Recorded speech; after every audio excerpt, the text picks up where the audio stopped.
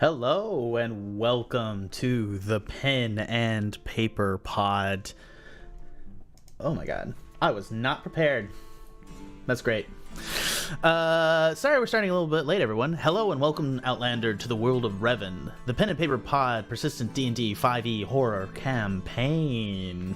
And I don't want to do what I did last time, so go ahead and let's go through the people.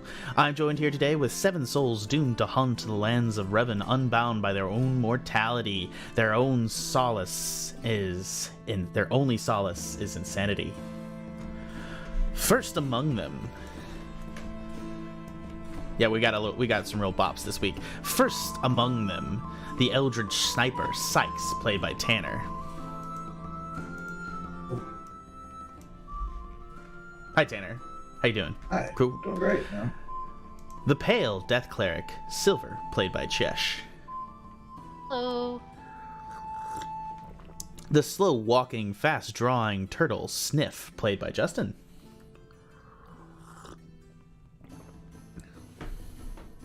Didn't hear you, Justin. Hello, everyone.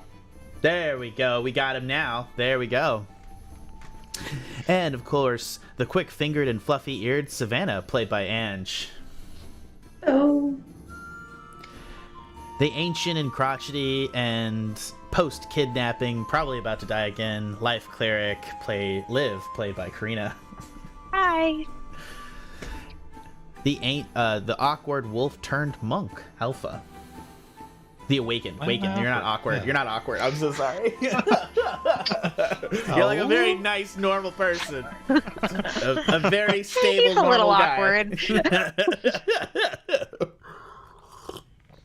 And joining us again is the raging eternal soldier, Val Einar, played by Kody. How you doing, Kody? All right. Oh. No.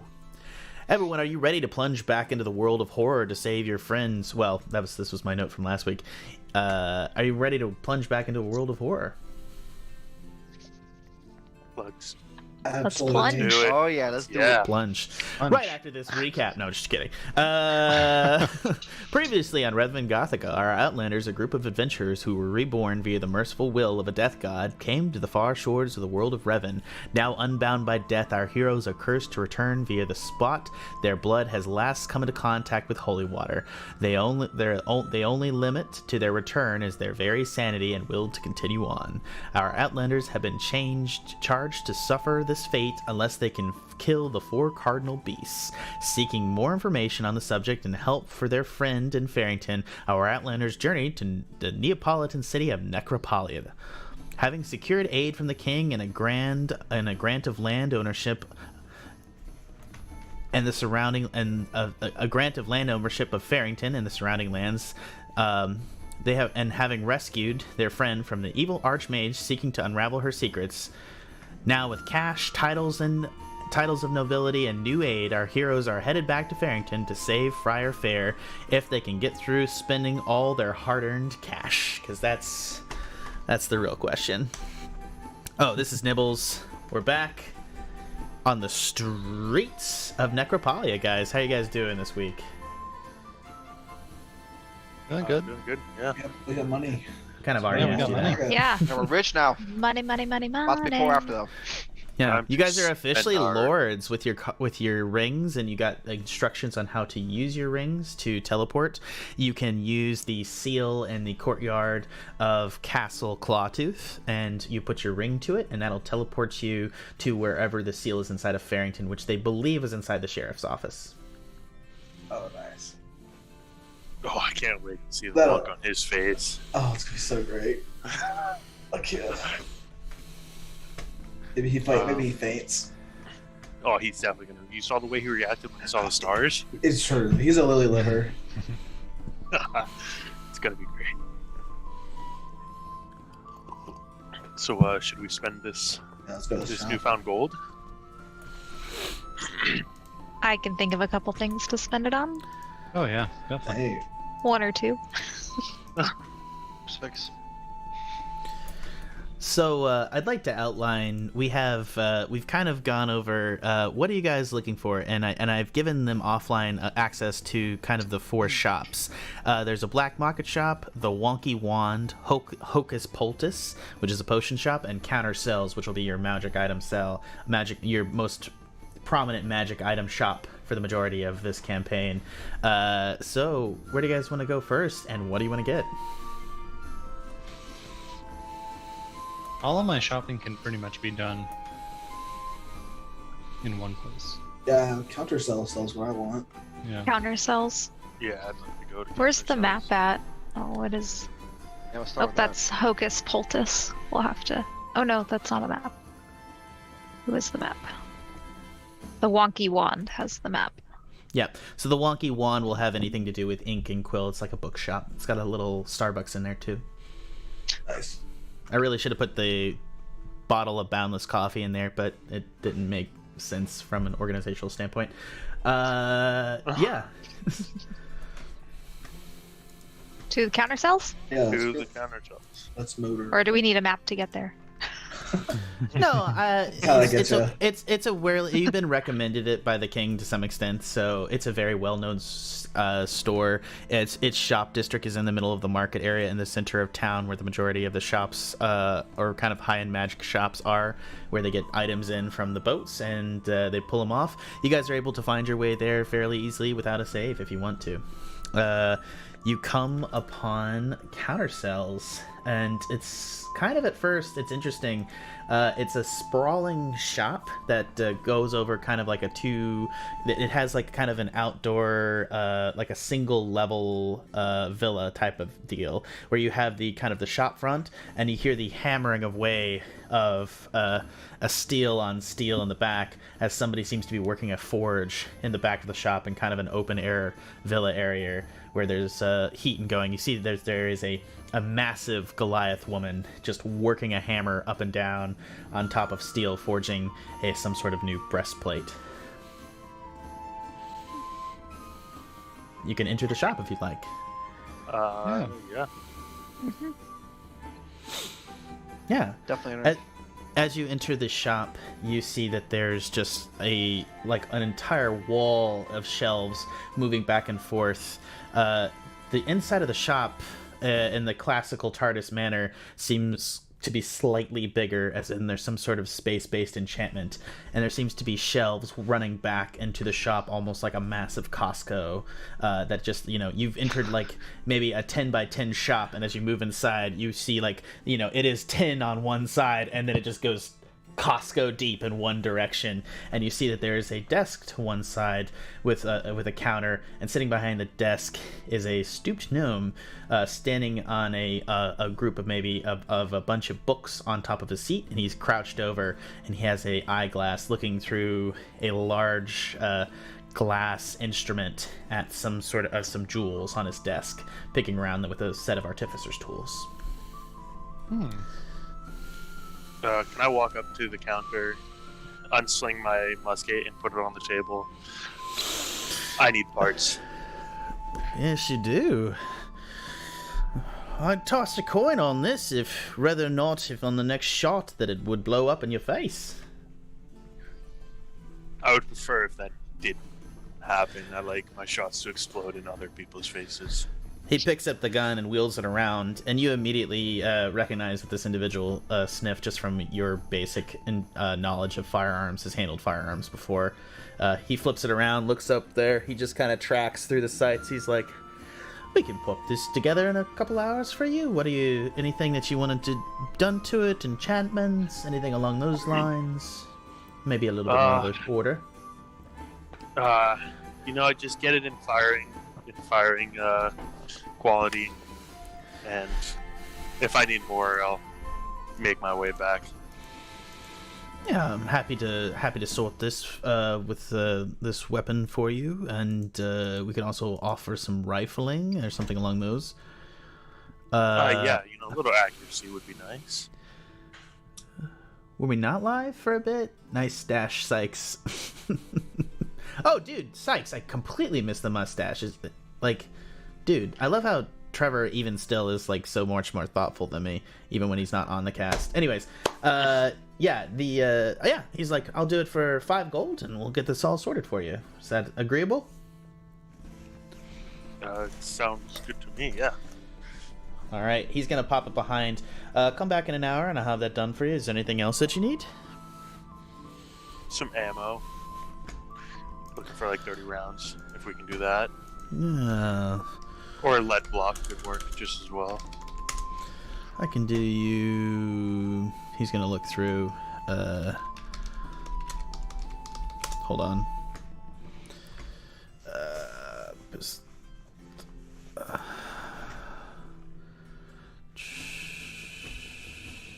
He's gonna look through and he's gonna say,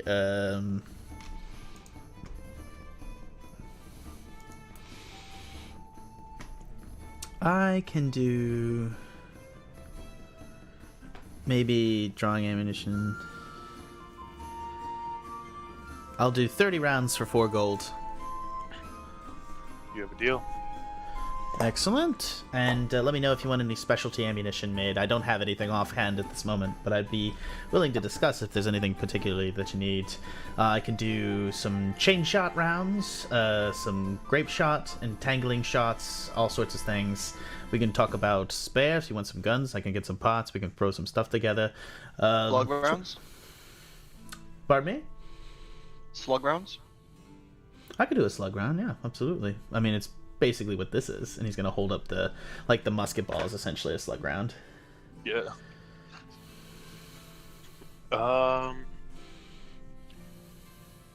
Just a question, Jack. Are the pistol rounds and musket rounds going to be different? Yes, the musket bore Okay. is significantly larger. Okay. Yeah, I'll need a few rounds. I'll take like 10 musket rounds as well. He's gonna look through.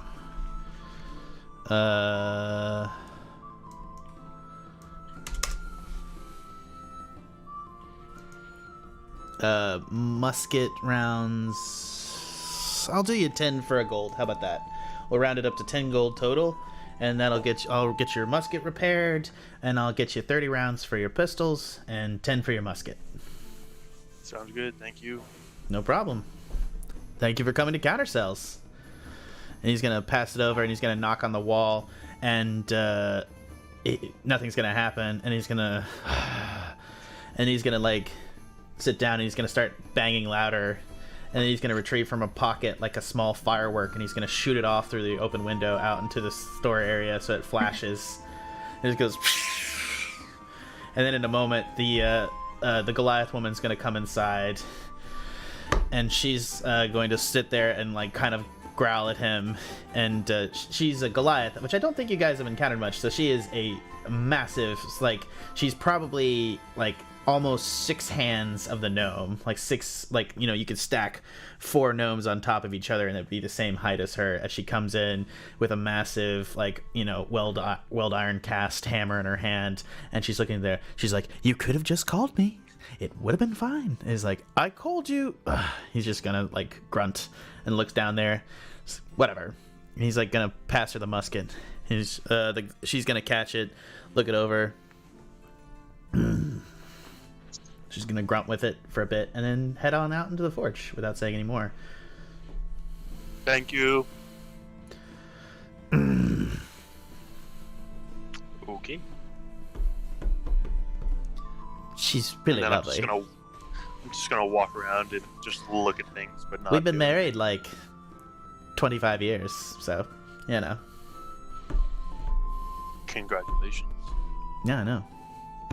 No one else can believe it, so I feel like I keep telling everybody, you know. You know, I don't believe it. Uh, But congratulations. He's gonna go back to playing with his jewels. And I'm just gonna look around. In public.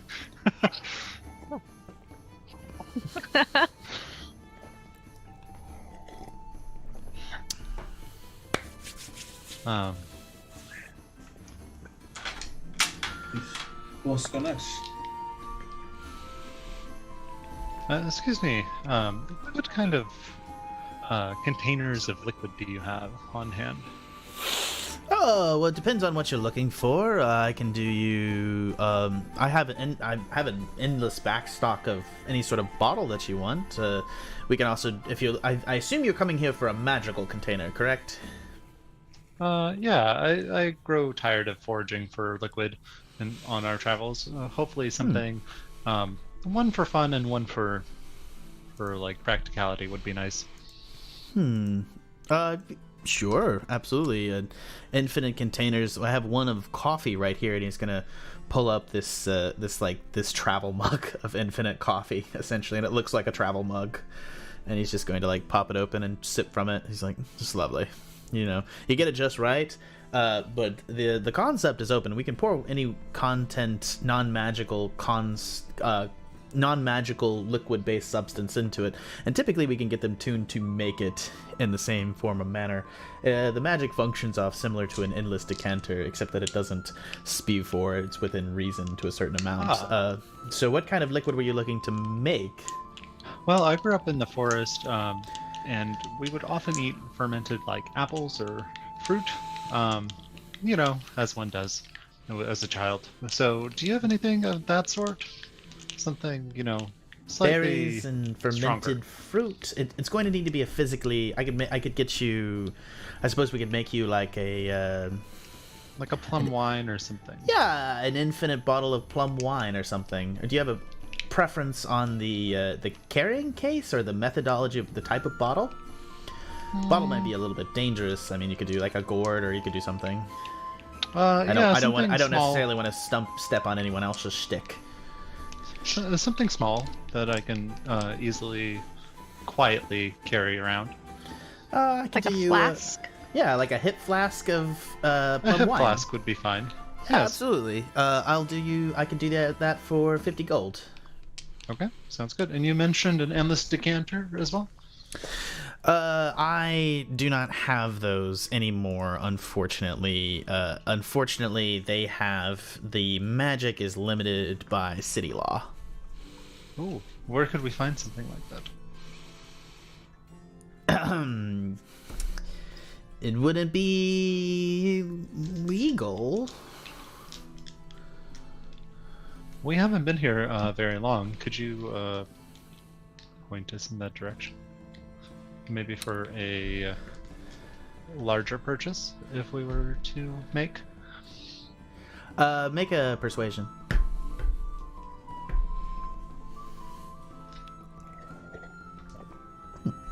$18. You didn't hear it from me, but the person you should be talking to is Alora at the Pug in the Mug. Actually, no, that's yeah, we called it the Pug in the Mug. That's right. Okay. I'd also like to just kind of walk off for a moment and pick up a set of pipes and just kind of like, what do these do? And then like slowly go to like blow into them. So he is going to, as you approach that, he is going to cast Hold Person on you to stop you from blowing into the pipes. Do you want to resist? No, I'm sure he knows what this does. No. I assume it's, so rolling randomly, it's the pipes of haunting. So he's gonna be like, don't touch anything unless you know what it does. It's like rule number 1 of the magic shop, and he points to a giant sign on the inside of his door. Don't touch anything unless you want to die. What do these do? They seem fun. That is Dust of Dryness. It, with a small amount of powder, it can suck up all the water in a certain area. No, the pipes. Oh, the Pipes of Haunting. I actually don't know what Pipes of Haunting do off the top of my head. Yeah, it looks They a lot cast like this horn. like fear or something. Yeah, it's they an do. AoE fear. They Essentially. cause frighten. Yeah, And then you can pick who's affected by it and who's not. You have to be proficient with the instrument, and 15. Yeah, I mean, so it just creates a haunting sound, like essentially summoning Marley to scare the shit out of people. Okay. I'll take it. It's similar to the horn that I have. I can do that for you for 150 gold. Okay. If we were to buy more items, would you give us a discount? No. I thought you said this is Costco. Get in Yes, bulk, you're, you know? Makes you're it getting more them at cheaper. price. Does anyone else want to buy some lower cost stuff before we get to like the big stuff? Yeah, Sikes does. Or, No little stuff. I'll this buy where some we- little. There's a made Manhattan in the freezer. Would you bring it? Can you put ice in it? In the glass? Sikes is gonna go up and What's up? to the counter. No. Alright, what's up, guys? Sorry Sikes is about gonna that. go up to the counter. And Hello. he's gonna ask if you have anything that can help me, like, you know, get a higher vantage point, maybe something that can fly.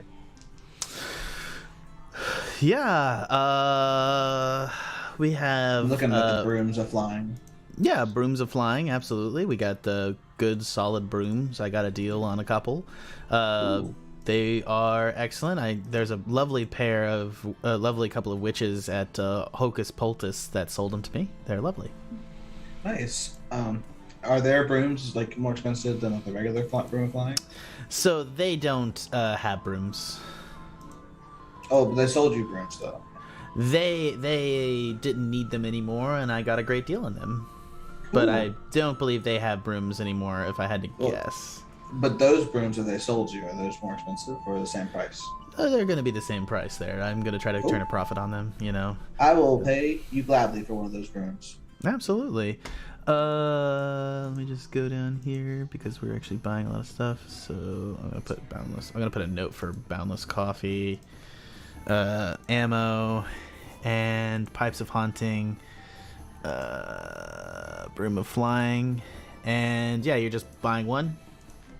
Yep, that's it. Perfect. All right, you got a broom of flying, pipes of haunting, bottle of boundless coffee. What else is up? That was 500 gold. So you have spent 710. 710. I'm gonna walk over to the to like the amulet areas, and I'm gonna kind of like look around, kind of see one of the kind of rolls, and I'm like, what does that one do? What is what one? There's a little sign here that says Amulet of the Drunkard. Yeah. Oh, that's lovely. So it's. Sorry, there's a lot of magic items. I do not know what all of them do. The amulet smells of old ale stained wood. While wearing it, you regain a certain amount of health points when you take a drink or drink a pint of beer, ale, mead, or wine. Once the amulet has restored hit points, it can do so again the next dawn. So it's if you get drunk while you're wearing this, you regain health. Lemon or orange peel? Lemon. You're amazing. I love you. You're perfect. I don't deserve you. I'll, Do you have to be completely wasted in order to regain health, or if you just drink it? When you're a while lightweight. wearing it, you regain 44 plus 4 hit points when you drink a pint of beer. So no, yeah, you're not drunk. You just drink a pint of beer, a pint of mead. I was like, I don't know if we want to go down the alcoholism like path with everybody. I'm gonna walk Oh, over next to Already Valdo and be there. like, I need one. Yeah, I would one like as well. I like go back and I grab like 3 of them.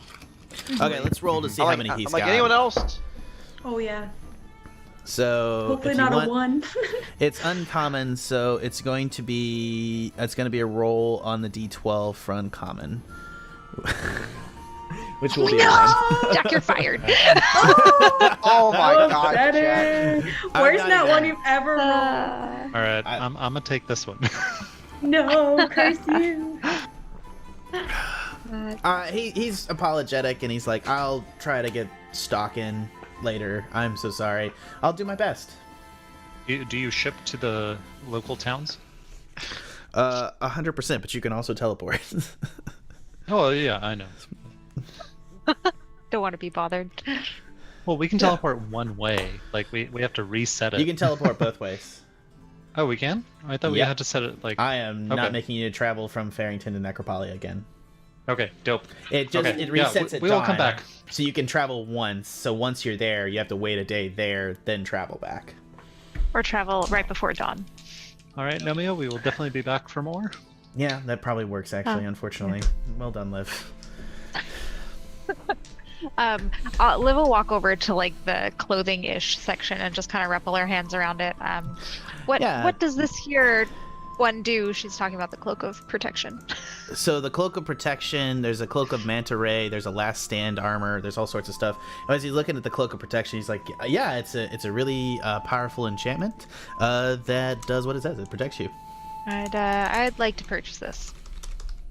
Okay, wow, shit, guys. You mean, you should have told me you were gonna be doing a big big thing here. Good God, he's gonna. We did ask. Yeah. Does that offer If for there's any discounts? sort of bulk No. discount you're willing to give. No. Make me a persuasion with disadvantage. Do you have one more? Who, of Alpha? these? Alpha roll. You're Use the your one talking. inspiration. There you go. Use your inspiration. Inspiration. Which Oh, will cancel fuck. it out to 1. Yes.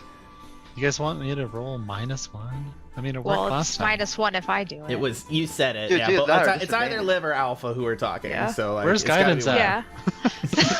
Yeah. Okay, I'll do it. Not fast Nomio, enough. fine, sir. Dude. He's just like, Are you you gotta, you're new to this like whole dealing, wheeling, and dealing thing, aren't you? Yeah. Oh, my buddy, I'm so Maybe sorry. maybe remember our faces and the next time we come in and make a large purchase. I'm Yeah. happy. I'm happy. If you guys make a large purchase now, like I promise there'll be rollover success later for you. But You're it'll a be fabulous 500. man. It'll be 500 gold for that I cloak think- of protection. We also And had a how couple many other in people. stock? Did Delio. yeah? How many are in stock? Cloak of protection is going to be so that's still uncommon, I think, if I'm not Or mistaken. I thought you Is rolled the it? 10 for that. That was the. That was The off one stream. from before so I off don't know. Yeah. Oh, was that for cloak of protection? Yeah. That was, wasn't it? Okay, Yeah. I will hold to it and say he has 10 in Okay. stock. Sweet. Savannah's gonna take one as well. And I think did Silver want one also? Yes. But Silver has a peculiar request, and we'll wait till everyone else is done here. One more, yeah. So, how many cloaks are we getting? I mean, 4 3? would be nice. 4? Okay, so who's realistically ranged and who's not? Range. I am not. I'm melee. I am think it- All melee. melee. Savannah, Val, and I are I melee. will say I definitely need melee. That Yeah, I is- would say Val's the only one who didn't buy it. I'm who gonna would be just up like front. I'm just gonna quote this and like create a really great like clip of you guys talking about who's ranged and then somebody not having protection later on when they're getting chased down by a monster. I love it. This is I think Val's my- the only one who I- isn't that doesn't have it. Silver, what's your armor at? Numerically, I have an AC of 13. Oh my gosh. Oh my! Oh wow. You don't have any of that That's armor? worse than the rogue. remember I too, am. you can buy any armor you want. So if you want to buy studded leather, you can probably find plate now too if you want. Or I am because wearing leather armor and I have a shield. That's what's giving me 13. oh Good my God. God. Without it, I So- would have nothing. Liv just picked up that plate armor from Nibble's place, The so I'm cursed sure. plate armor. Yeah, I got that. So I'm gonna try to put that on, and if it works, All right. you What's can have your- the You chainmail. can swap it. What's Yeah. your other armor though? Like, is it heavy or is it Chainmail. medium? It is It's- heavy. It's it is chainmail. heavy. I can't. I yeah. don't have proficiency in heavy armor. Yeah, it's your life cleric class gives you secondary abilities. It doesn't not clerics are all over the Oh, I place in thought armor clerics proficiency. could. Drat. It is. Yeah. There's a lot of cool cleric classes that can be secondary attackers, but it's clerics are. I have to admit, man, running with. I love you both. You guys are great players, and I love you. I'm not saying that. I'm saying when I fail as a DM, typically it's because there's a cleric involved because I forgot something. But yeah, no. So what I would say is, if you want to go ahead and purchase any armor or silver, you should definitely. Is there anything like what armor would you want? You want studded leather, or do you want? You can do medium, I think, right? Yeah, medium is the highest I can go. Yeah, which is like that's just a stated. It's studded leather. Yeah. Yeah. Or Or sorry, no. plate is on here. Yeah, they have half plate, but you can get if you want to just spend 45 gold, you can get studded leather, like basic studded leather, which is a set price pretty much.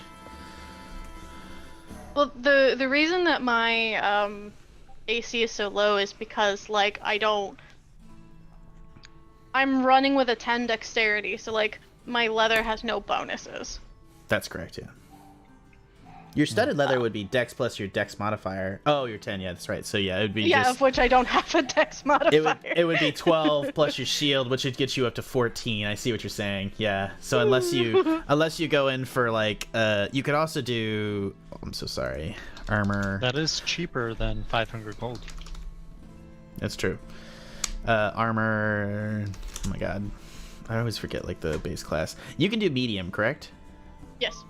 So you could do half. You can get yourself half plate, breastplate, scale mail, chain shirt, or hide if you wanted to.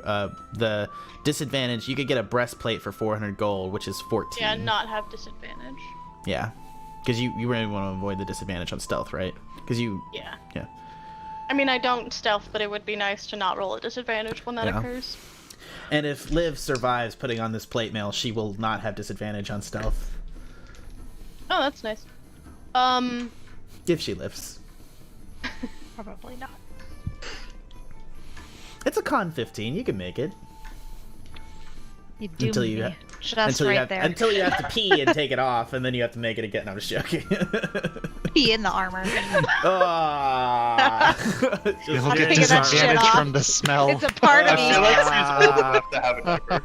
I 100% agree. Who changes Liv? That's like the big question now. I don't want to go there. This is I'll why create we a have the funnel endless system. decanter I'll of work it water. We will Just bathe you. hose the lady down, just like oh my God. Geyser. It's like the opening scene of like what is it, Rambo 1? Jesus. Yeah. All right, continue, Yeah. Silver. What are you looking for? So if we're looking for me to buy a breastplate, can I sell my current leather armor and like deduct some of the price? Yeah, absolutely. It'll be 10, so it'll get you down to 35 gold. If I'm buying breastplate? Sorry, breastplate. Oh my God, yeah, no, breastplate will be significantly more. I'm so sorry. It will be 10 gold with leather, so you'll get down to 390. Yeah, I think that's fine. So I will buy the breastplate instead of the cloak of protection. Yeah. But I do have like a very peculiar, or Silver has a very peculiar request that he would like to make. Absolutely. And I just want to go down this. We're still getting 4 cloaks of protection, correct? Just 3? I only see 3. I thought it was 3. Okay, 3. I think Savannah, 3. me, and Alpha, I think. Yeah. So we're up to 850. How much do we have? Because I would love that. It- I mean, I'm gonna be on the front line. I'm gonna get hit all the freaking time, especially if I'm raging and they're gonna have advantage against me. I think everyone, if we split it evenly, has like 625 or 650 to spend, plus whatever you have on your person, and it's only 500. By Right. only, I mean it's 500. But I'm And just if we trying to each have 650, I also Yeah. have plenty that you can use. Yeah, I got 150 Okay. as well. I literally use 10 or All right. 20. Okay. Okay. All right, so let's go down. Yeah, If we get 4, Then get one, Val. Let's Yeah. get 4. Cloaks. Yeah. Let's get 4. Yeah. All right, All right. let's do the math real that'd be good. fast. Oh my God, where's my calculator? This is where D&D gets real. We gotta bust out a calculator for D&D. I love it. This is my vibe, guys. What's chat 2000. saying? Oh my God, chat's going nuts. Oh God. They're talking All right. about pizza and having pineapple on pizza. I think rabbits. What is rabbit stew? Oh my God. Oh, dude, rabbit pizza is a real thing. That was on that terrible episode of Picard, I think. What? Ugh. Yeah, they did like a rabbit pizza. I don't know what the deal was. I don't know. I don't like Picard. Just, I don't know. I want to watch more of it. I need to watch more of it. I heard it gets better. Okay, so calculator app. So 2,000 gold for the cloaks. You're up to plus 850 from everything else. So 2,850, and then plus 390 for the existing. and then plus 10, which is going to get us back to solid numbers, which I really appreciate. So you're at 3,250 of the remaining, so that means minus 1750, I think. Yeah, you have 1,750 gold left. So you guys got a solid chunk of gold. Yeah, so if you want to get it, If I can also get this cloak of protection, I'll be able to assist those of you on the front lines by going on the front lines myself. just add one more. Yeah, 500 more. That's going to be 1,250 remaining. And I believe you guys had gold from previous adventures. I'm not sure how much. I think it was like 50 each or so. Yeah, I think I had 50 it before. wasn't very much, but yeah. All right. And then one final request. Here we go. Let's do it. There are amulets that can boost abilities, and I would like to see if you have any that might boost those of a more faith-based.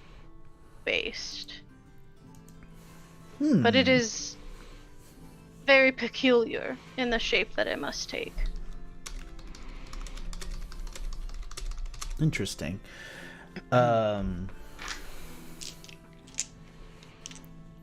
Is there a particular saint of the heart tree you're interested in worshipping? Or I take it this may be something else. Do you deal with those who come from the observatory?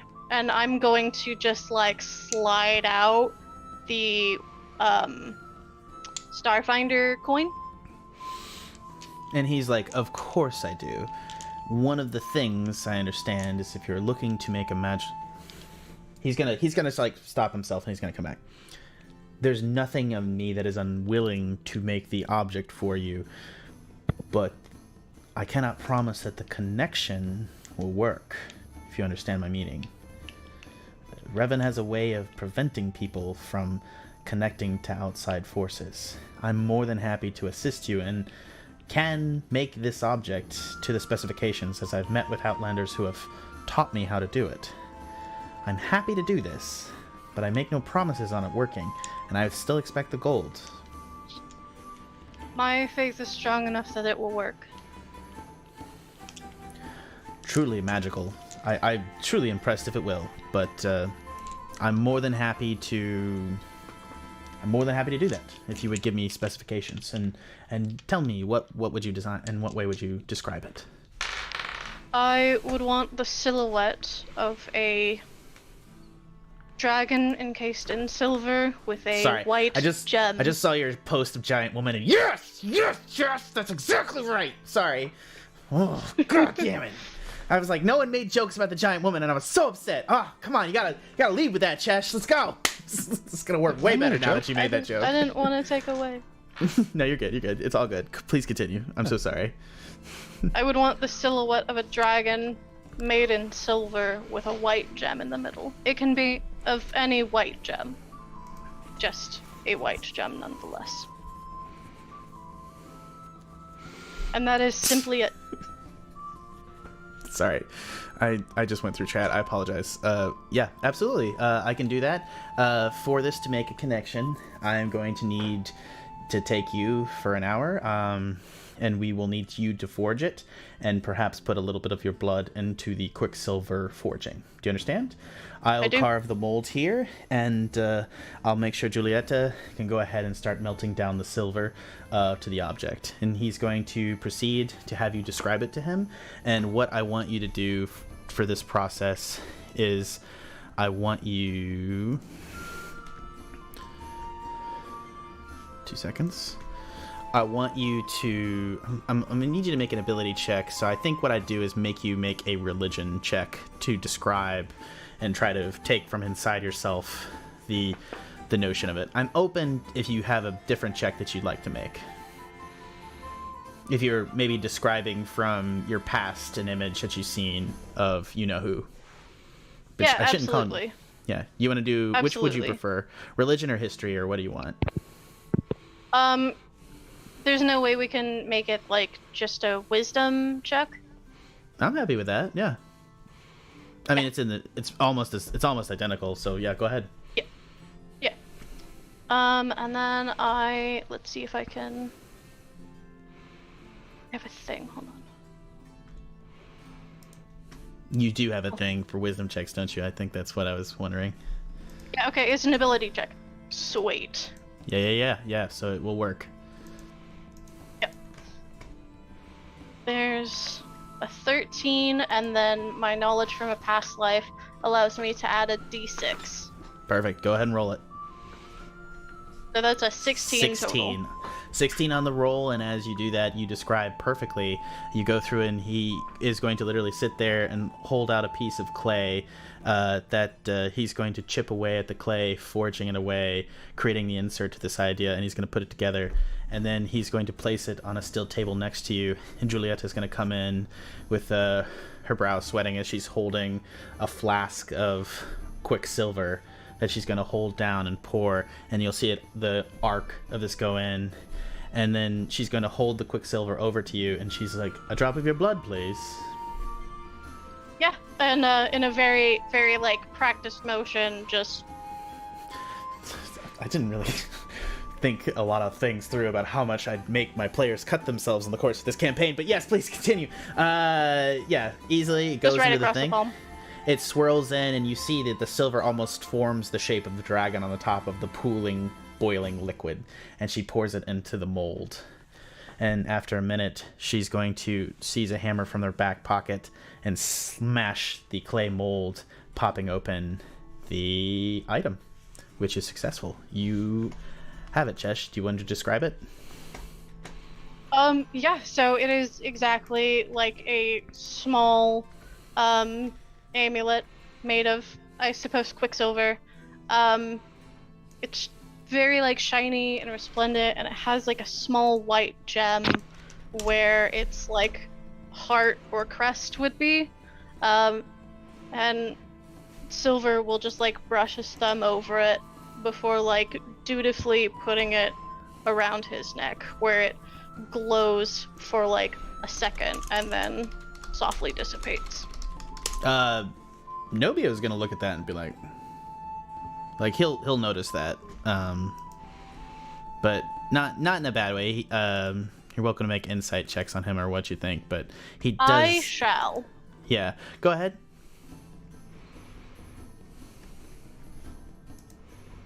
That is an 8.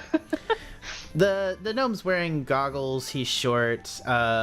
Clearly, he's some sort of. Clearly, this is like a strength and intelligence mixture of the two. He's an intelligence character. Julieta is like the strength forging, and they like have a business model. He's clearly like an intelligence wizard. It's very hard to think like what he is.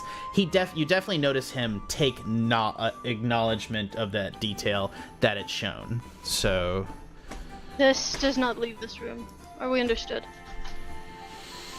Yes, I can honestly say that I do not want to tell anyone about this.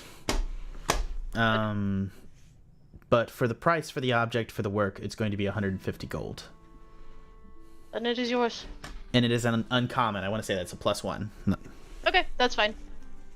Okay, and that's 150 gold off the top, which will bring us down to 1,100 gold remaining. I like shopping episodes. I will say, I really, really want that ring of free action, guys. That's 1,000. I'm telling you, that's gonna give me free motion to move around. It's gonna be really good. It's gonna leave you. I can give you a 600. I think that's pretty much what I have left. If we're separating, I literally have 10 gold. It's not separated. It's 1,100 left total. What else did we buy that was? I have like 4. What is that? 4 cloaks. 5 cloaks. 5 cloaks. 1, 2, 3. It was 5 4. cloaks. 5 cloaks, and then the cloaks 2 are 500 150s. apiece. Minus 390. So I have it all here. So the initial bit we did, we spent 850, which was we bought the amulet of the drunkard, pipes of haunting, broom of flying, and then we spent. Pipes. Yeah, the pipes I were forgot the about thing. pipes. And then we Yeah. also spent, so that was 850, and then the big items we spent 150 on this amulet, and then you guys, the big items that you got were 5 cloaks of protection at 500 gold, which is 2,500, Yeah. which is the I forgot majority about of the pipes. Yeah. I was just the slightly cloaks. off. The cloaks are the big thing, which is going to give you. That's. I'm already very scared of how much you just got there with that. So we're gonna see it. But it's good. It's good. It's all good. Yeah.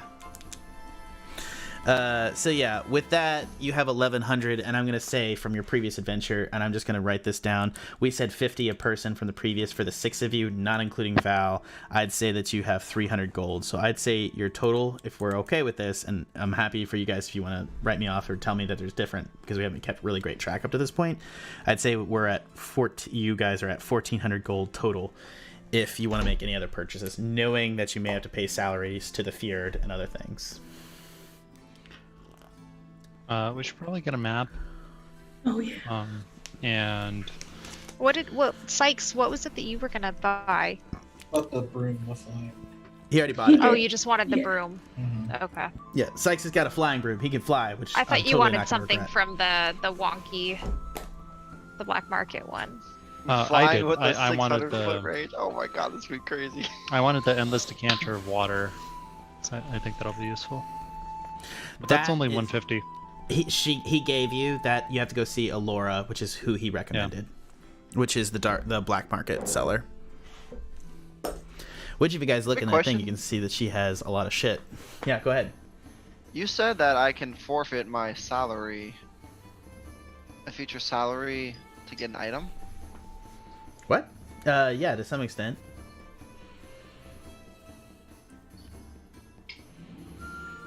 It depends. How much do you think your salary is, Val?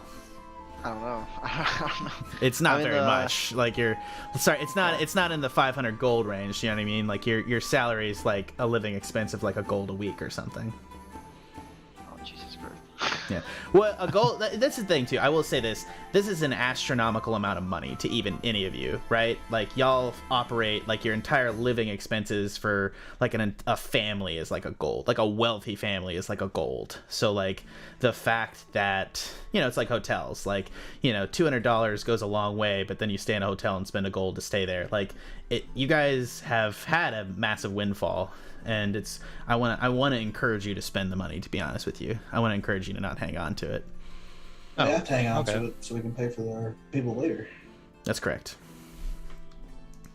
Unless we enact a different type of currency. You can also, I will say this, there is a system for collecting taxes in Faerington if you want to. Oh yeah, for sure. What about like a decentralized? Just kidding. I'm gonna regret They don't this. need crypto. I'm gonna like regret this so much. Yeah. Anyways. So yeah, a wealthy I feel person like we'll is. buy the map then for sure. Yeah. This is the guy who has the map. No, next person. No, We're- you gotta next go to the person, next door sorry. if you want. We'll head on over then. Yeah. All right, you guys are going to proceed on. We're coming up to our break here in a minute, which is already past what I wanted to. But you guys will proceed on to the next shop, which you guys see is the Wonky Wand, which is owned by Agatha Quickbone. March right up to the counter. Yeah. We would like a map. You guys walk into the shop and you're just immediately assaulted by the smell of old leather and books and coffee, and it just drifts through the soft and freshly baked croissants. The entire space is warm. There's these well-worn chairs with the fluff poking out at each of the corners, almost artfully poking out, and all of the crafts, it goes back and back, and there's books, and it's just like these circular spaces, these hallways leading off in weird angular direction, like some sort of like odd angular painting. And sitting behind the desk, sitting there, her nose down in a book, she's is a very old woman who has blue tinted hair tied back in a ponytail and with fraying out at all the corners. She's wearing a black leather jacket and black leather pants, and she's sitting there behind the deck, literally like bent double with her nose in a book, and a smoking cup of coffee right next to her.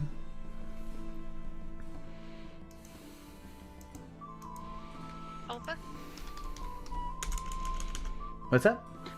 I said Alpha? Didn't you want something here? No, I need something from Alora.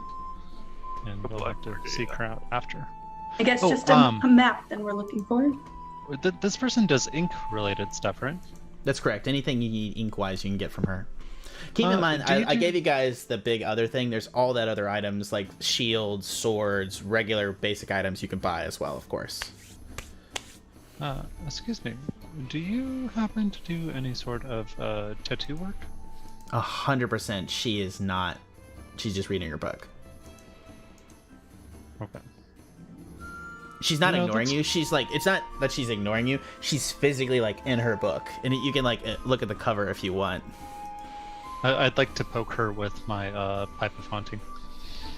You're gonna like poke her with a pipe.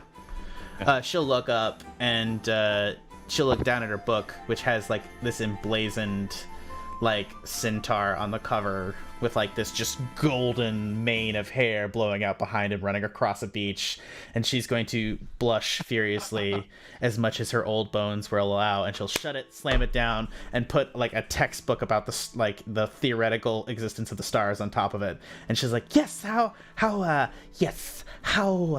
can I help you? Do you do any tattoo work? With ink? Yes, Yeah. I can. Yeah. What kind do you have that are on the cheaper side? Like common, uncommon? I can do... that's a very specific question. It's interesting that you came to a bookshop, so obviously you're looking for the magical kind of tattoo, correct? Yes. Yeah.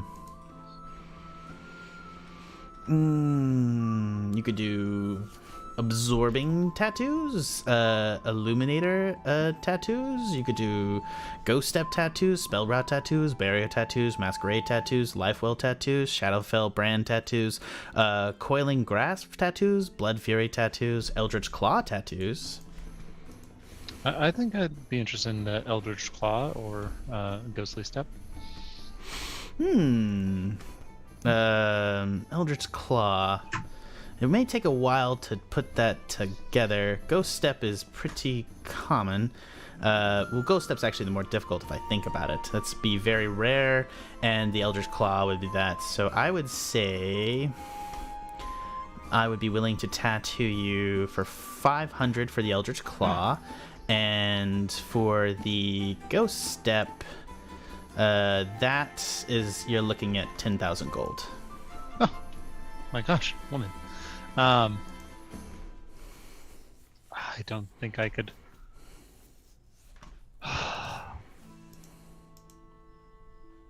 We don't have that much gold. I can't. Is there anything that you're after Eldritch that we could Claw, yes, I would actually be willing to make a deal with you. Okay.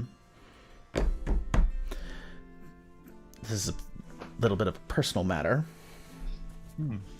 We have access to centaurs, if you catch my drift.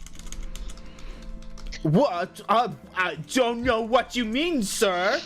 And also, like, I just want to like take a step back. Are you already, having not met your new employees, Alpha, whoring them out for compensation from a bookstore?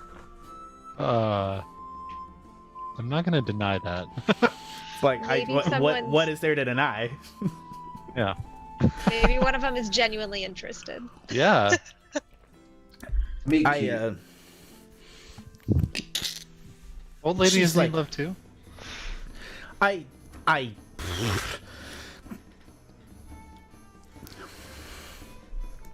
take I that would as be- yes. I'm not uninterested, but also a little bit weird that you. I mean, he doesn't mean an old woman. There's, you know, I have my books. You know, I'm looking for the identity of a specific author. This author writes a specific series of books that I'm very interested in, and hasn't been writing as frequently, and goes by an existing pen name. if you were able to ever in your travels identify the author and tell me, I would very much be willing to pretty much give you whatever tattoo you wanted. Okay. Well, we travel pretty far and wide. We're very likely to come across this person. Is there anything you can do for us as a upfront cost? No, you're like a random man that just walked into my shop. No, thank you. And you don't want to date with a centaur. Oh.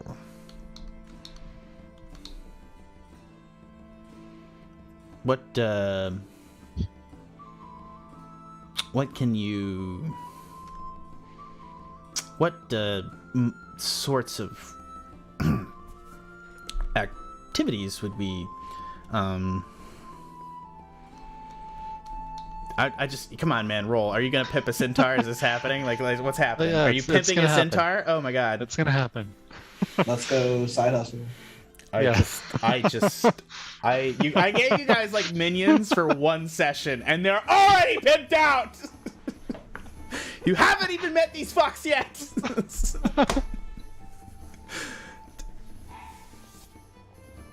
We don't need to meet them to pimp them. Okay, Our cool. town is going to such shit. I have nothing. This like I really didn't make the connection between you guys having 5 centaur warriors and her like being into centaurs. That's just you running, and I am amazed. But a gallop kind of a run. Yeah. Full speed ahead. Trot. Yeah. Trot. Okay, we're getting there. She's hot to trot. Oh my god, I hate everything. Cancer. Oh boy, there's so many good sexy horse puns. Oh, this is the gift that keeps on giving. Anyways, now that we've completely made this into a shopping episode, yeah, so she'll say to you as you go, oh my god, let's look at Twitch chat real while we're doing this. I totally agree. It starts underwhelming, but slowly gets Oh, it's Picard. Guys, come on. In chat, engage with the sexy horse puns. Jesus. Does the king accept taxes and wolf coin? Jesus Christ. All right, perfect. Yeah, so as you're going along here, she'll be like, I would like a date with a centaur that includes a non-sexual ride through a glade. Oh, that can easily be arranged. Okay. What could we expect in return for this? I would cut the price of Eldritch Claw in half, down to 250. Does the amount of centaurs that you go riding with reduce that cost?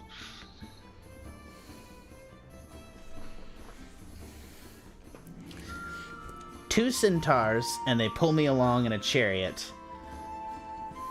100% can be 100 arranged. 150 golds, and maybe like, you know, like over the pants stuff afterwards. Over the pants stuff. Okay. I feel like this tattoo should be free. I like at this point. There's two centaurs. There's double the centaurs. If you can promise. I'm so grossed out by this entire thing. I actually agree. Sorry, I love you, Max. Like, I cannot believe this is actually happening. This is not actually. You know Neither what? can she. I'm gonna double down. This is I'm gonna double down. fantasy. All right, I got it. This is not that weird. You're fine. You got this. This is not even the weirdest thing you guys have done today. All right.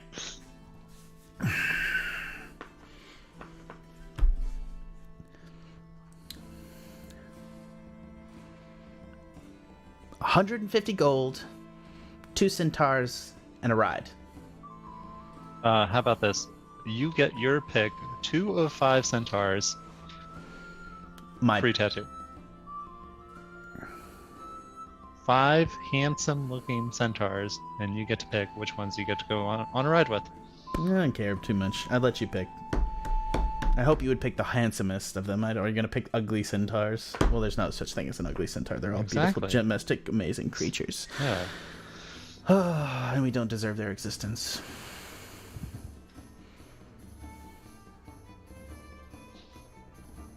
All right, let's get that needle out.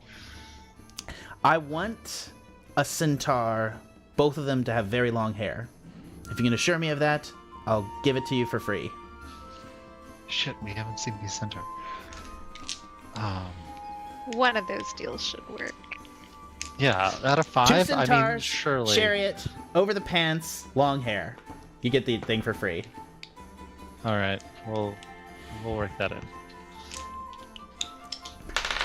Make a persuasion check, for fuck's sake.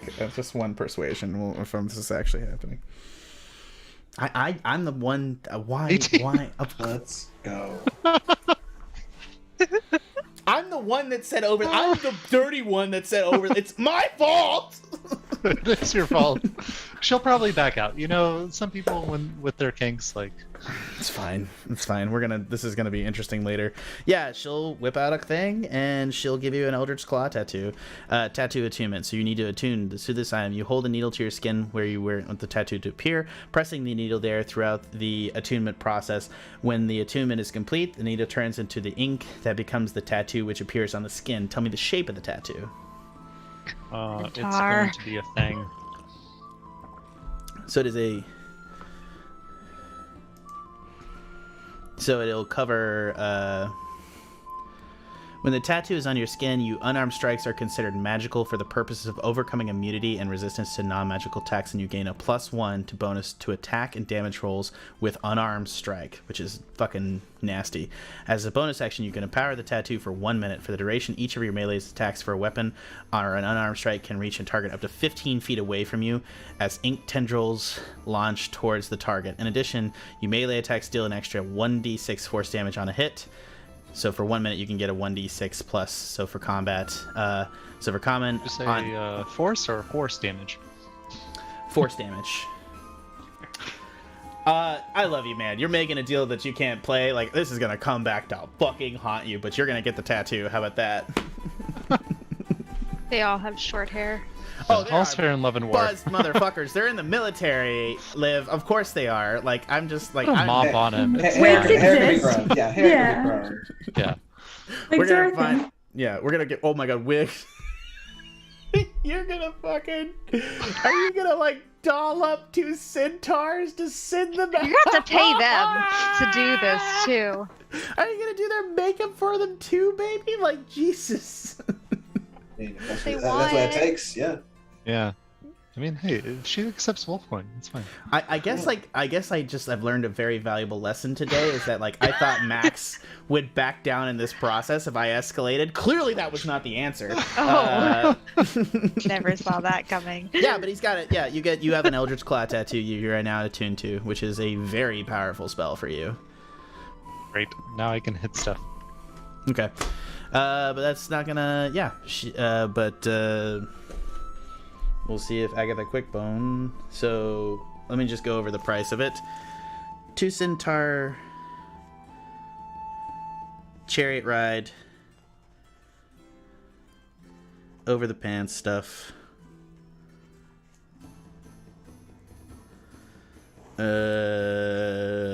And long hair. So.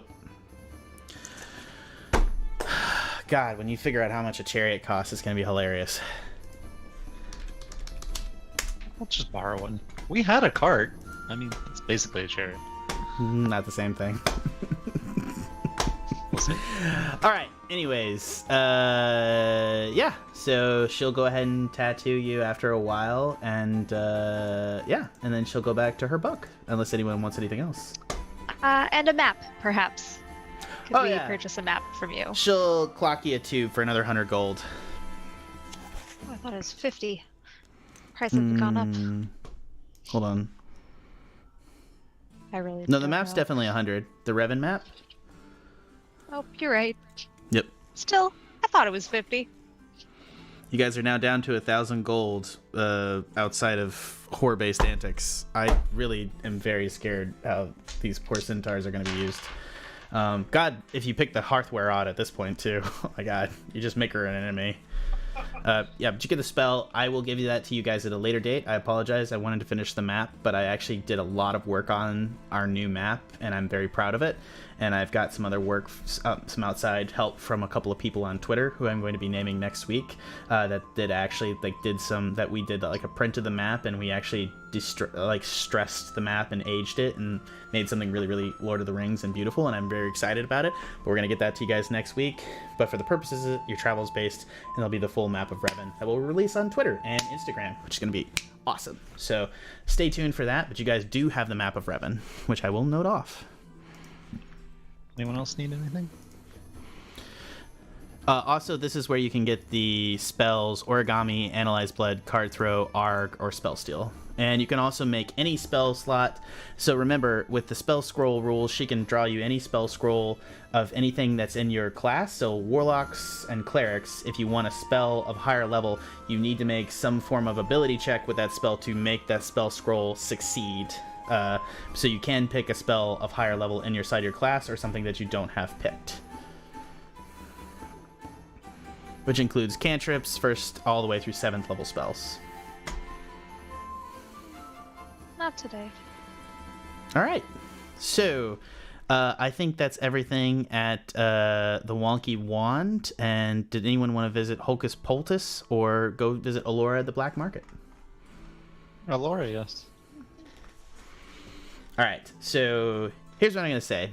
It is now 7:47, and we spent an hour shopping, which is literally the entire purpose of not doing this, but I really did enjoy it, honestly, because you know what? I didn't expect to whore out some centaurs today. That just happens. And you know what? This is the kind of D&D crazy content that I am here for. But I do think we need to take a break and pee, and I think that if you guys join us back here in a bit, we will get back to combat, because before long, we're all headed back to Faerington. The time is now 7:47. So I think we're going to all come back at 8 o'clock. So go ahead and check that out, and we will be back in just a minute here. Thank you for listening to the Pen and Paper Pod. This has been Sikes, Silver, Sniff, Savannah, Liv, Alpha, and Val, who is nowhere to be seen, but that's... Yep. Were you guys a little bit worried about giving the guest character some of your money for items? You can all admit that while he's not here. A little bit. Savannah, you're like the nicest person. I love you. Like, you would never whore out a centaur. No one said they wouldn't whore out a centaur. Yeah, let's take nicely out of this. This is a practical business arrangement to help us move along. I don't know that I agree with buying a chariot, but yeah, I have don't think rings this of is gonna teleportation. pan out. Rent So a chariot. there's No, that. I don't think it's a smart investment. I don't know if she can take back the tattoo, but I think she's gonna try. Because I don't think you're gonna pull through on your deal. Hold on. I mean, we can easily pull through on the deal. And honestly, chariot, like BYOC, you know? I said what I said. You know, like, Silver, I'm like right here for you. I can't believe I had to describe all that just happened. And I'm gonna, like, I'm not saying that that the DM is seeking vengeance, but, like, you know, I have to go look up what the fucking gold price for a wig is now. So, like, Jesus Christ, mate.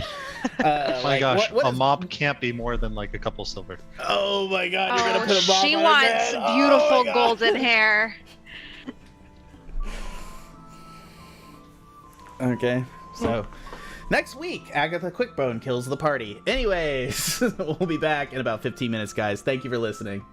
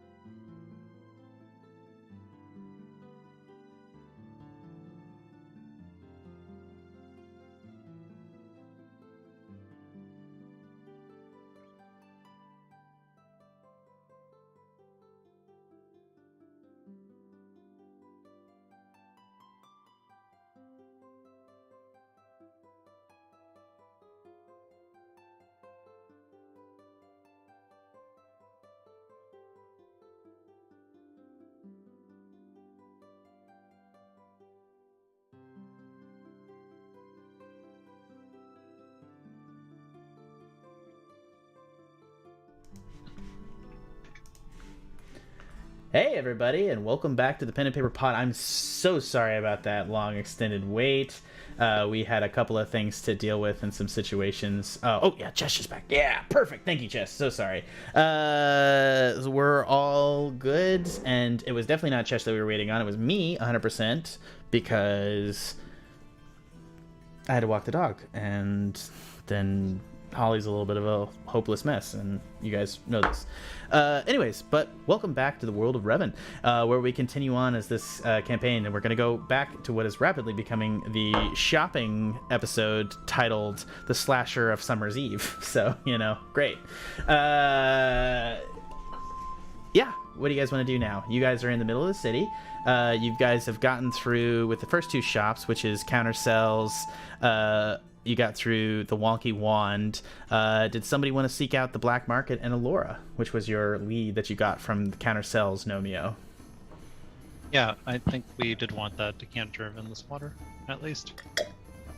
You head back to the Pug and the Mug, where you guys have actually stayed the previous night. You've not taken a long rest since your fight with Nibbles, because it was in the morning. And the thing in the afternoon. So you guys are at the Pug and the Mug, and as you're there, you see that the barmaid Allura is walking around serving people as you go.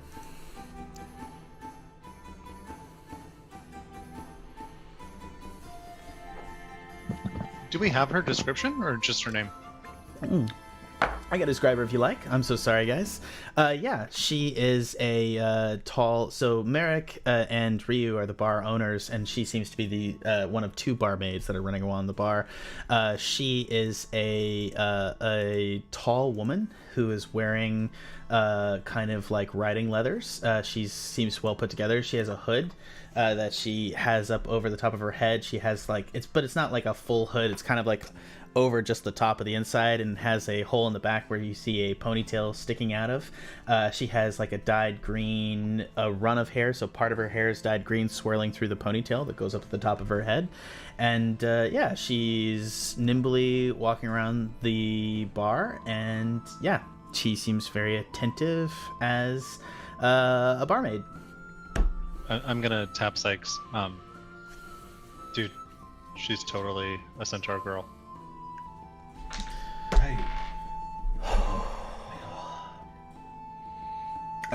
We're realistically late because it took me like forever to recover from the last interaction, but sure, let's go on. Let's just head down the pimpening, which is what I would have called this episode if I'd known. I'll whisper. Just get your stuff. Let's go. I whisper Alpha. Let's keep a note of that for later. All right, I just need the decanter of water, and then we can be on our way.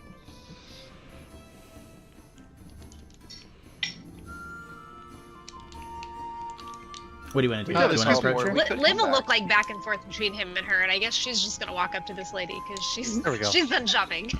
Excuse me, ma'am. I'm done shopping too. Yes, can I talk to you for a second, maybe in private? Sure. Would you like something from the bar, or do you want me to bring something? Do you need something? It'll take me a moment to explain. If you'll just step over here for a minute, I just want to get her kind of away from earshot of other people's obvious earshot. Maybe. She kind of looking at you up and down. It's like I'm Okay, yeah. I'll lean in and kind of whisper then. We're set your direction for some magical items. Oh, good. Thank God. It's not for sex. Whew, thank God. No offense. Honey, look at me. Lovely lady of a certain age. I'm so sorry. I apologize immensely. Yeah, let's go. Let's go. Who sent you, by the way? To be honest, my old brain forgot his name already. Some not shops. Feeling like a concerning trap. You're not law enforcement, are you? Okay. Great. You shouldn't send Liv to do the talking. If anyone can step she's gonna in follow here. you over, and she very concerned as she approaches the table with the rest of the party. I'll just steer through the entire way in. You're just staring, just like your fucking 6-foot muscled frame, just like, hello. Mouth breathing the whole time, I assume. Closest she gets, I just smile. Yeah, okay. You're doing great. Yeah, it's amazing. Yeah, so she approaches the table and she looks at all of you and she just takes a quick seat and she's like, yeah, how can I help you? You guys need anything? I'll just pat Alpha on the back. Tell her what you need. 1 decanter of endless water, please. Maybe keep your voice down just like a touch. So first off, before we begin dealing here, who sent you my way?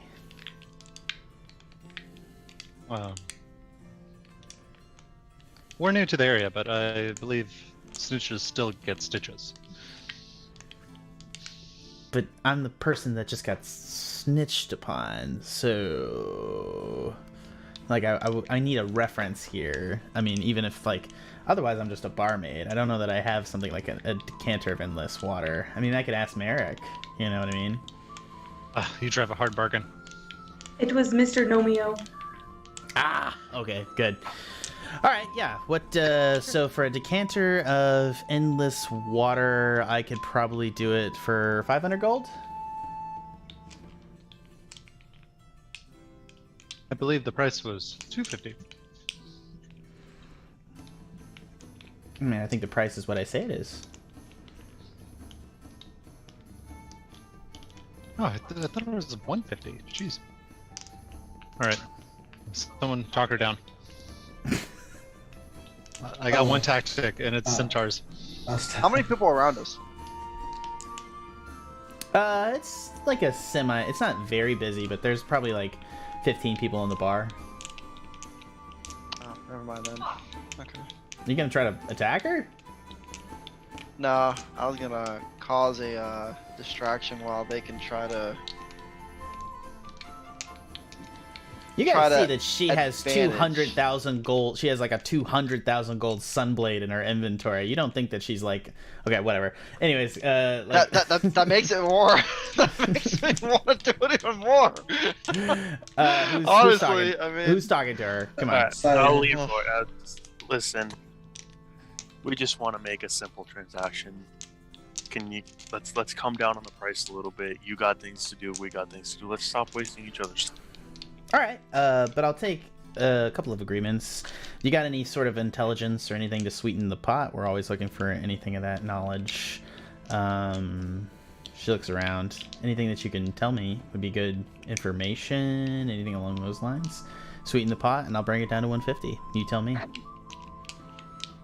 I'm gonna turn to the group. And should we tell her about the letter thing? No. No. Okay. we should tell her something opposite. Tell her that. I'm going to lean in close and I'm going to say, there's a mage by the name of Archmage Nibbles who is going around attacking innocent people. I think he may be afflicted of a magical nature that he could not control. Squirrel rabies. The squirrel one, the weird squirrel guy who like decided to stop being a human and just true polymorphed himself into a squirrel. That guy, right? That guy. Yeah, he's pretty weird to begin with. I believe it. Okay, that's good. With the agreement upon some other things, the uses of the existing store here requires absolute secrecy upon the existing network. So I would take an agreement from each of you upon your use of this, and also an agreement that you would return information to me existing to a couple of items if you were able to discover it. Sure. Yeah. In the world of Revn, there is an object called the Black Heart. It is a gem shaped like a physical heart, and it is, black.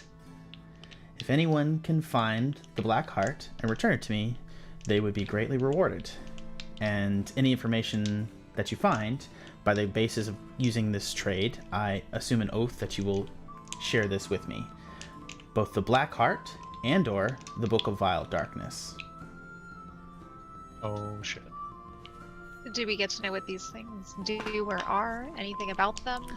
I'm not going to particularly share information, but I'd be willing to bring down and give you the existing price for the market if you take an oath to me that you will tell me if you find out any information about these 2 items. Just information? Just information. Obviously, if you find the items, I'd be willing to pay an exorbitant amount of fee. I'd be willing to pay 2 million gold for either.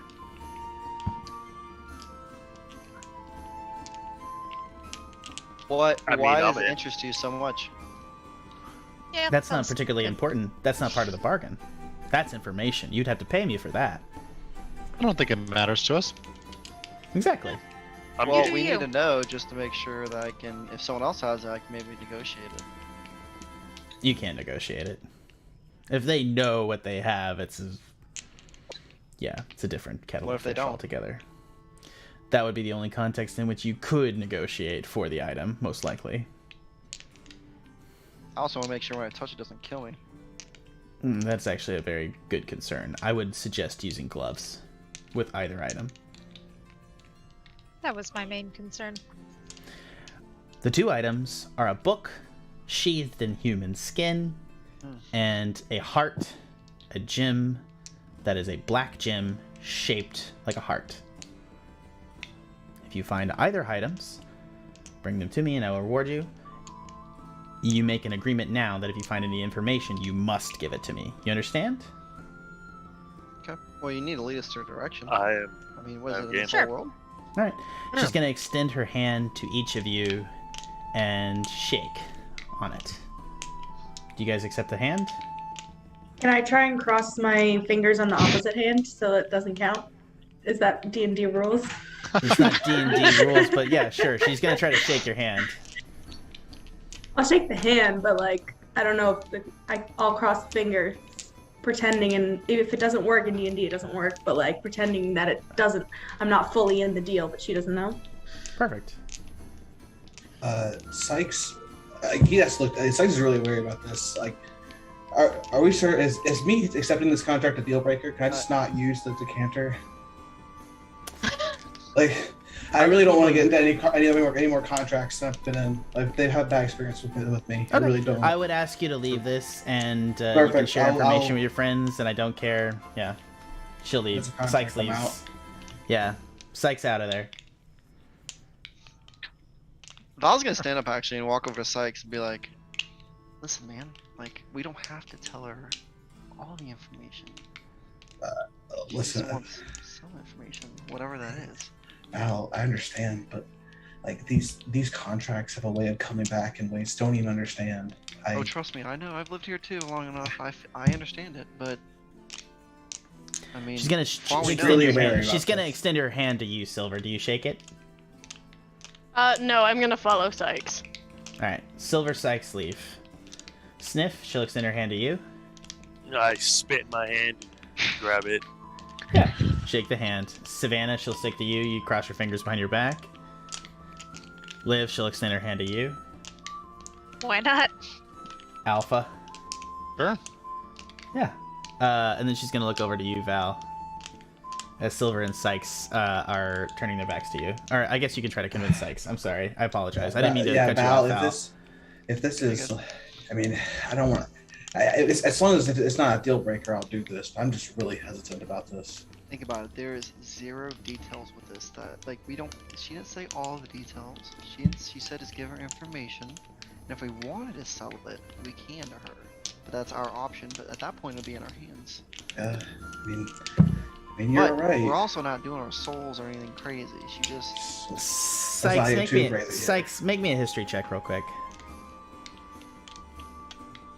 Boom. A 9. Even with a 9, you know that the Book of Vile Darkness is some serious goddamn bad juju. Sounds pretty bad. Okay, Val, but like that's. If I'm doing this, you know, I have to do this with you. You know, I want a solemn promise with me and you here. That's gonna go right. Trust me, I don't have a lot of friends, but I would consider you one, maybe. Hand on Turn shoulder around.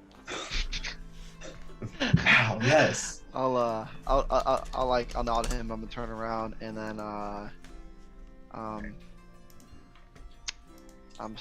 stick my hand out. I'll shake it. I'll stick mine out. Yeah. Silver, are you still staying away? Cool. Silver stays on the far side of the bar. Sikes and Val enter. Alright, yeah. 150 gold for the decanter of endless water. Like I said, it's illegal because these things have been used to do some horrible shit. But, yeah. Maybe don't tell your friends where you got it. You understand? Yeah, what's the word to activate it again? Command. Oh, geyser. What about the one to make it? Sorry. Is there water everywhere now?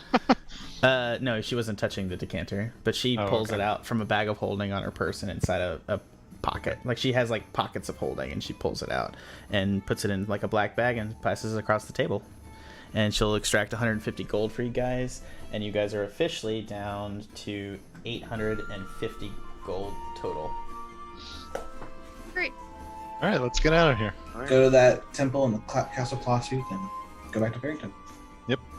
Yeah, absolutely. So you guys get up. You guys have all your new things, but we need to deal with one thing as you guys are in the bar. Liv, put on your armor. Oh, no. So the only reason I'm forcing Liv to do this is that she was very aggressive about trying to get the details of the armor in chat and then agreed to put it on in chat earlier. So we're following up with that on this issue now, and I just wanted to do that. And Liv's Constitution saving throw is a 13, which leads to the Scorpion armor. No. Bye, guys. She'll wink before she puts it on. She knows that this is bad shit. The Scorpion armor is cursed armor. It when you don or doff it, you must make a DC 15 Constitution saving throw, taking 100 or 10d10 plus 45 damage. You take 89. You take 89 damage. So I just want to describe what happens here.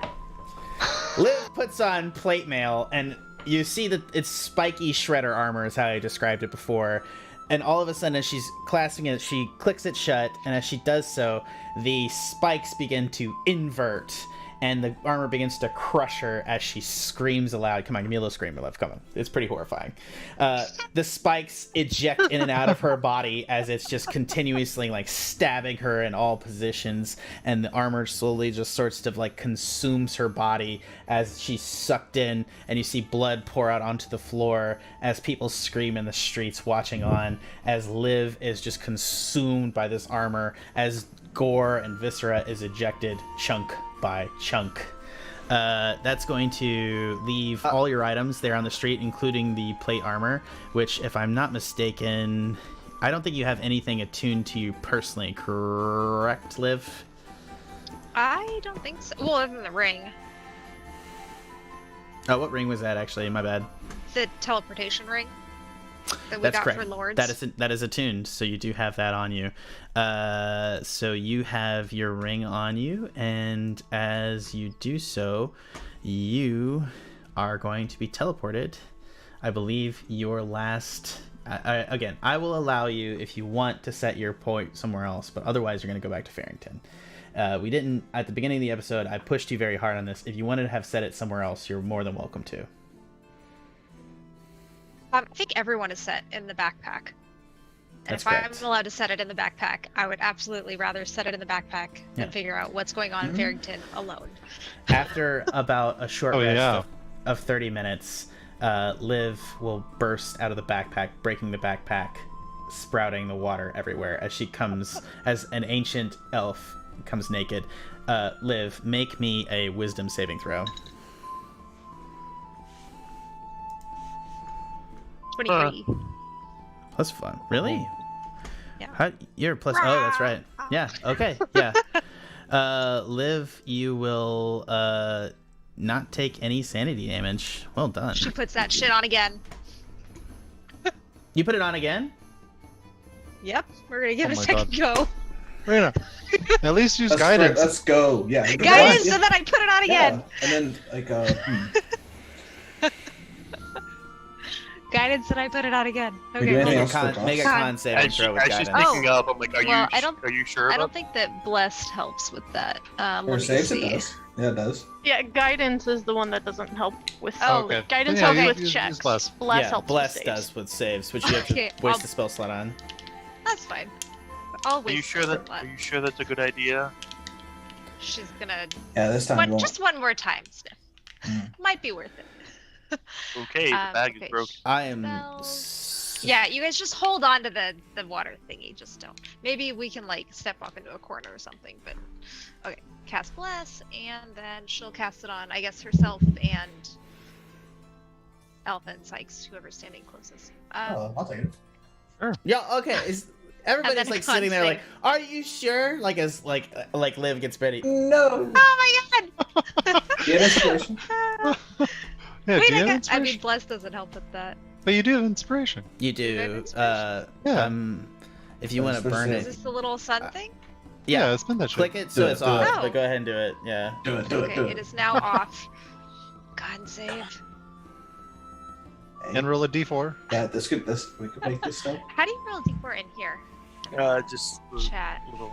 I can roll it for you if you want, if you're okay with Yeah. it. Yeah. Although I I've believe it's a rolled 4. a 1 every day Yeah, tell today. me how to do it. Tell me it. Oh, it's fine. No, 14. it doesn't help. The save for the armor is 15. That's fine. Okay, wisdom. Great. With 23. disadvantage. With disadvantage. Why is it with disadvantage? Well, Because she jumped back into an armor and did a very horrifying thing to her own body and self. Like, I'm sorry, like, Okay. some of this So is you're giving interpretation. her. I gotcha. Some of Wait, this I'm is blessed. Hold on. interpretation. Like, she Roll the put D4. herself in an Iron Maiden, Roll the got D4. out, and then chose. roll the And d4! I, I don't know what the save is, but does it hit it? no! Well, you get- Oh, I need to roll the d4. Sorry, I'll roll the d4. It may. No, it does not. What do I take? You take 10 sanity damage. She doesn't put it on again. She is 70. You are now down to 70 sanity. Yeah, no, Still more than some of us. I'm gonna be honest with you guys. I just want to make this clear. It doesn't consist. Like, I want to avoid the situation where you guys throw your lives away for the purposes of gaining something.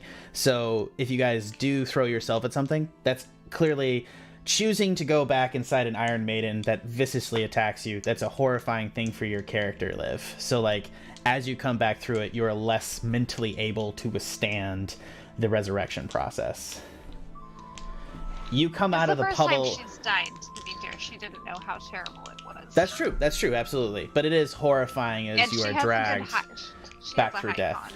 I would also like to say, when Liv comes back, you come out of the puddle from where the backpack was. The backpack has exploded in the process. Your guys' resurrection port is now in the puddle in the middle of Necropolia streets. Sweet. I will not put it on again. We should sell this shit. Mr. Silver, do you have mending? Could you fix my backpack? Very well. There seems to be a large hole, about the size of a small old elf.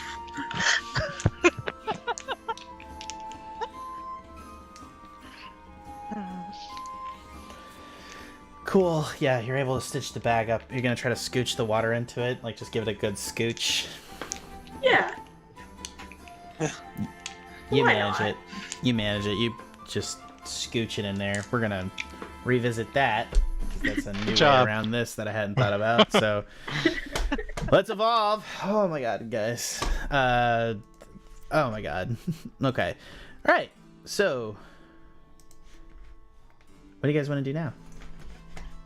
Sell this armor. To the lady that, I guess. so let's would make she this have seen that? fast. I guess. Two yeah. things. Alora will have heard of it, so you can try to sell it to Alora, or you can try to you can try to sell plate. Alora will offer you 250 for it. 250 gold. Yeah, or half the price of plate. Plate mail's like 1,500. Yeah, what the world? Oh, hold on. Am I wrong? Oh yeah, it is. Want Shit. at least the cost of plate mail. You're not gonna get that from her. You'll get We'll go somewhere else. you'll get 750 from her. You can stick it in the Maybe. bag of holding for later if you find Perhaps we may come back. someone. Or maybe the arachne lady if we see her again. A traveling black market. You could also try to sell it for 1,500 gold to... First off, by the way, guys, selling is not going to get you the price of the existing item that it's being sold at. Like, it'll probably be marked down. Do you know what I mean? Depending on your persuasion. You're able to find another merchant that doesn't know if you want to try to sell this plate off. Does she have any other plate mail that she's willing to trade for of any other capacity? Like any other type? If you give her 750 gold, she'll give you plate. Sorry, no. Sorry. If you give her 750 gold, she'll give you plate, plus giving her the armor. I'll give her 200 gold plus the armor No. for regular or magic plate. Nope. She'll give you a chain. I don't know any Sorry, chain. she'll give you splint. How about that? What does splint do? Splint's like a 17.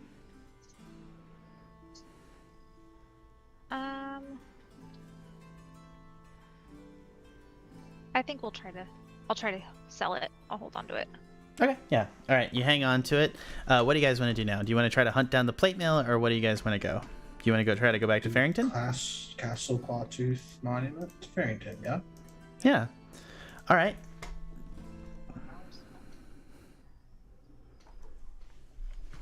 Do we have to like touch rings or something? How do we activate this? Shoot it to the sky. Yeah. So Fingers. you I'll be guys hard. come to the center of Castle Clawtooth, and it's night's about to fall, and you press your rings to the center object where there's supposed to be a courtyard with a seal and a teleportation circle. As you enter, your rings glow, and you feel them attuned to you, and you're able to feel another circle in the context of the world, and you can try to travel there, which you assume is Faerington. Oh yeah, I'm gonna do it. Yeah, well, it's not. We got send pranked. Yeah. Yeah. As you do so, shit. you arrive in a darkened office of Sheriff Good. You are teleported into various spaces around the office. So Sikes, Val, and Alpha, Savannah, and Silver, you're in the front office. Silver, you're standing on the secretary's desk. Sikes, you're on the stool. Savannah, you've been teleported underneath the cat rug in the front room. Like, you're literally teleported just like standing with the cat rug over you. And Liv and Sniff, you've been teleported inside the actual locked jail cell. Fuck, not again. So it appears that you guys just like teleported scatter all over the office. You can see the outline of the spell seal underneath the floorboards shining. There's also smoke drifting in through the front door, and you can see lights flickering through what is the darkened village. There's no one in the office, which is weird because it's probably maybe around approaching maybe 9 o'clock at night. It's not too late. You would expect Sheriff Good to be here. I was really expecting to see his face.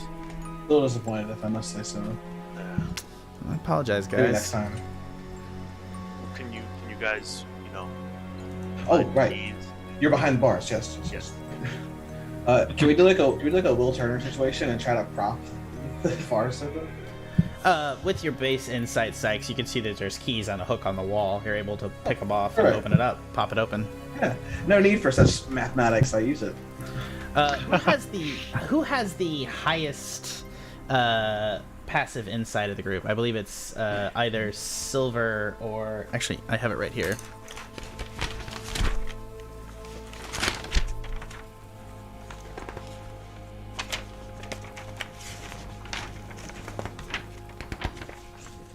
Sorry, guys. Yeah, if I'm not mistaken, it's either Silver or Liv for insight. 15? Yeah, Oh, I think. nice. Yeah. 15 here as well. Yeah, I think the clerics have the highest. Silver and Liv, or specifically Liv, because you were teleported on top of the bed. There's somebody under the bed.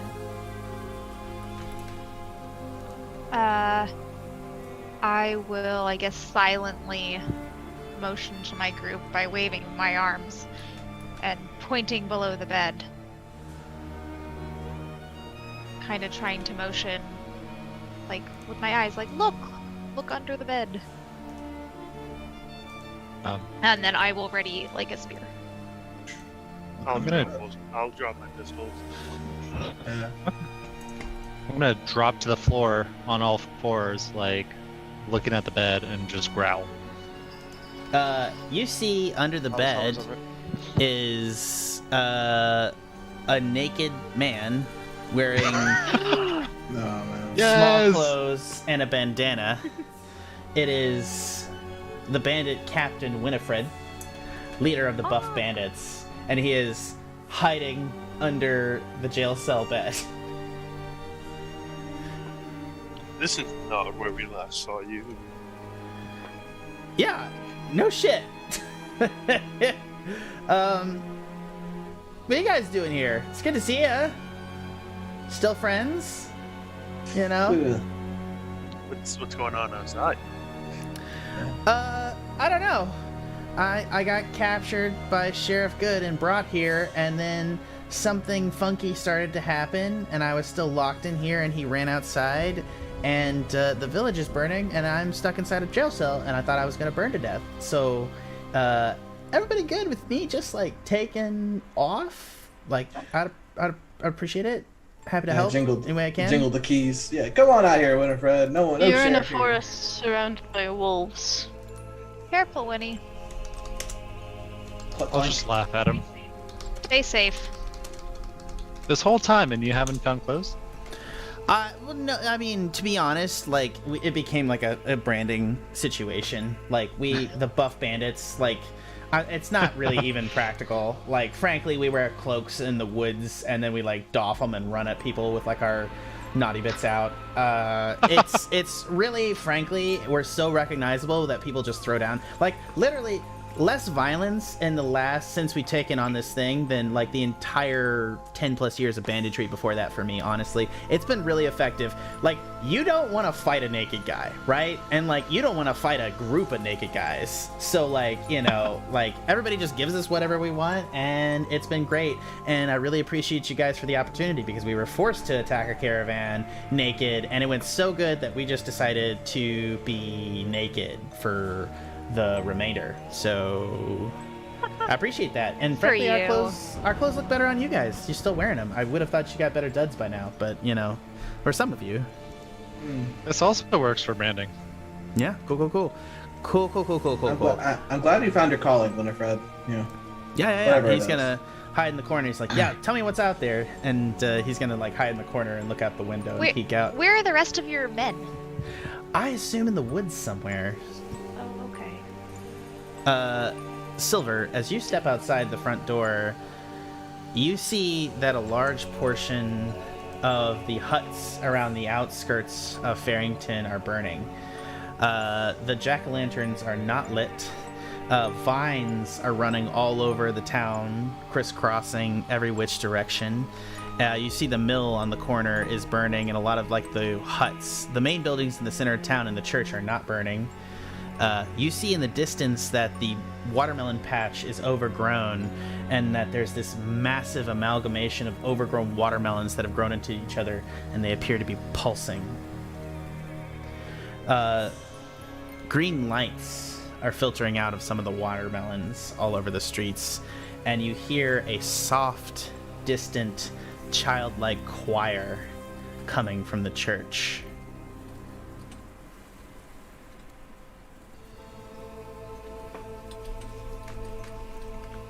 Yeah, so immediately I'm gonna cast False Life on myself. Mm-hmm.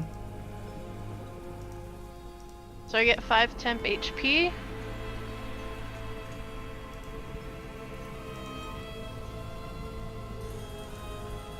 And I would carefully like to proceed forward with my flail in my hands. Yeah. Silver's heading outside. Are you guys following? Or which way are you heading, Silver? Are you investigating places? Where are you going? I'm free from going the cell? directly to the Yeah, I unlocked Yes. this. church. Yeah. Everybody's, is everybody following? What you guys want to do? Well, I saw Yeah. her. I saw Silver prep up, so I'm gonna cast Armor of Agathis on myself. Yeah, I mean, by the way, you guys have not had a long rest since your fight with Nibbles, which wasn't very damaging, but I just want to make that clear. I'm going to, as I'm walking out the door, I'm just gonna stick my head in, pop my head out, and my pupils are gonna be really tight. Yep. I'm Make it of that. ready to go. I'm gonna Before grab the- my pipes. Before the bandit runs off, I just want to ask him if he knows about the man who was in the cell before him. What happened to the friar? I don't know. We were hanging out, and then he was talking about burrowing out through the toilet, and then somebody came and let him out, and he left with them, and then the sheriff was weird about it. He was acting like it was totally normal when it wasn't. I think somebody cast a spell on the sheriff or something. It was weird. Lot of not great things, and to be frank, I would like to leave if you guys are cool with that. No offense, No, of course.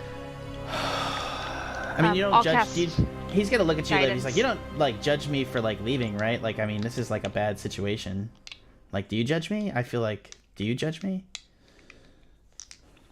She'll shake her head. No. Um, Smack him on the butt on the way out. No, I'm kidding. Well, why are you staying? You're you guys should run away too. well, we are the new lords of this region, so we'll definitely be calling upon your services once we get this situation under control. Oh, for real? Yeah, I feel like let we my have town history. burn down. I mean, yeah, Yeah. cool. I mean, if you ever feeling the need to make a pardon, I mean, yeah, I'd like to live in society again, camping naked in the well, whatever. Just I'm gonna get out of here, and he's heading out the door, and he's gonna literally run out of the city. Nice. Can we see the map, please? Oh yeah, sorry. Reduce.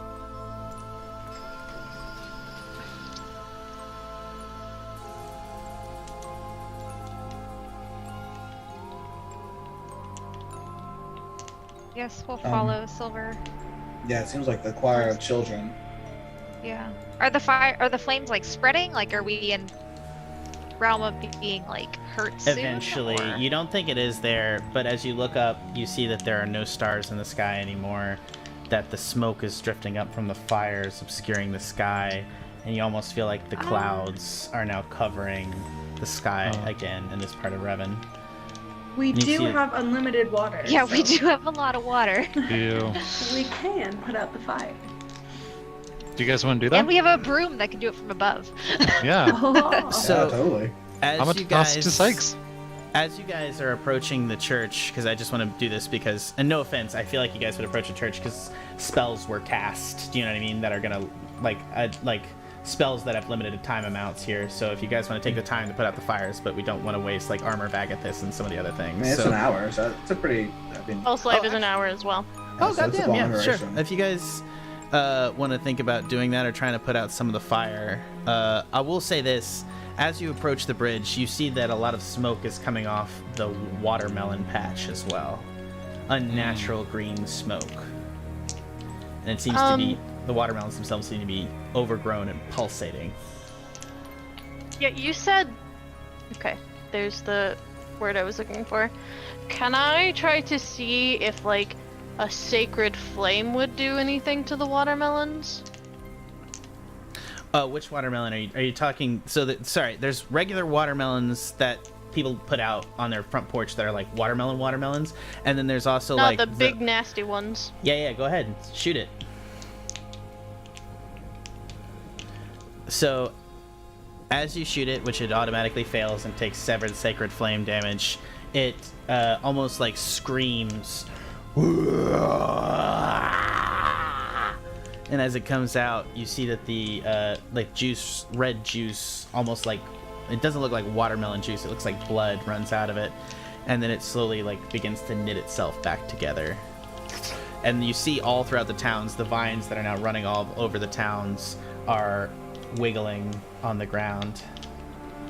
They don't attack you or do anything threatening, but as it roars, you hear a scream, a female scream from the well across the way in front of the church.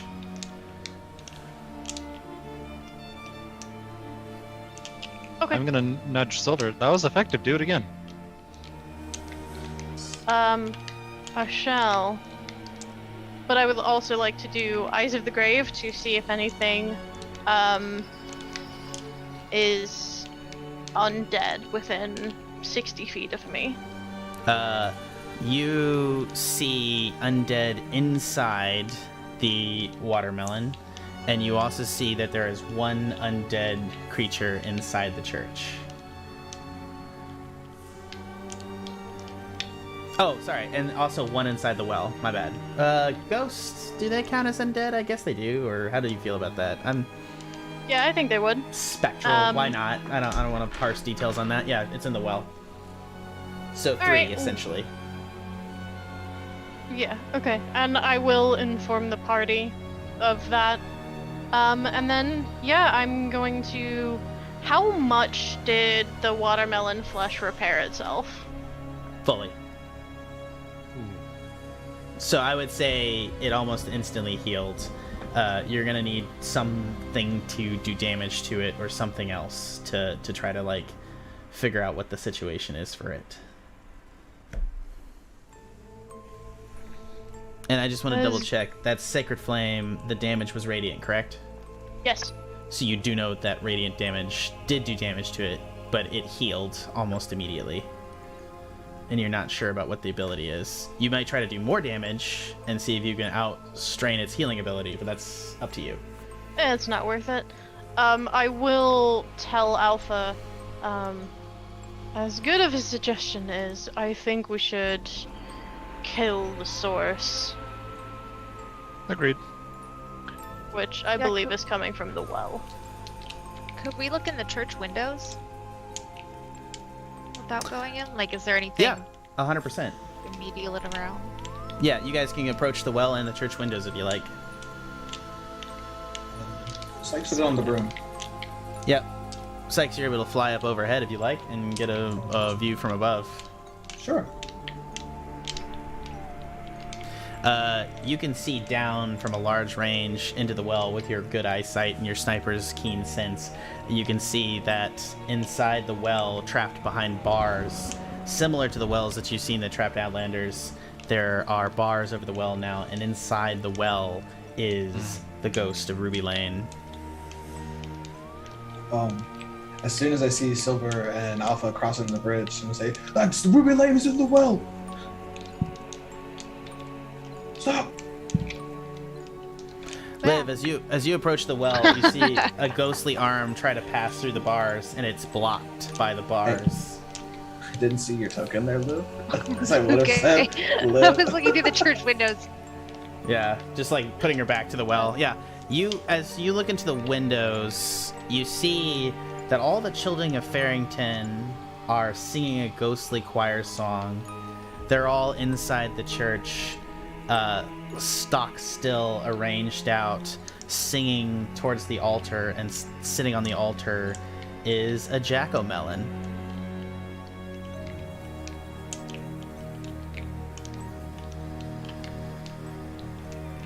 You want to relay that information? Yeah, I'll come back and tell you guys. I'm not gonna shout it after I heard the well comment.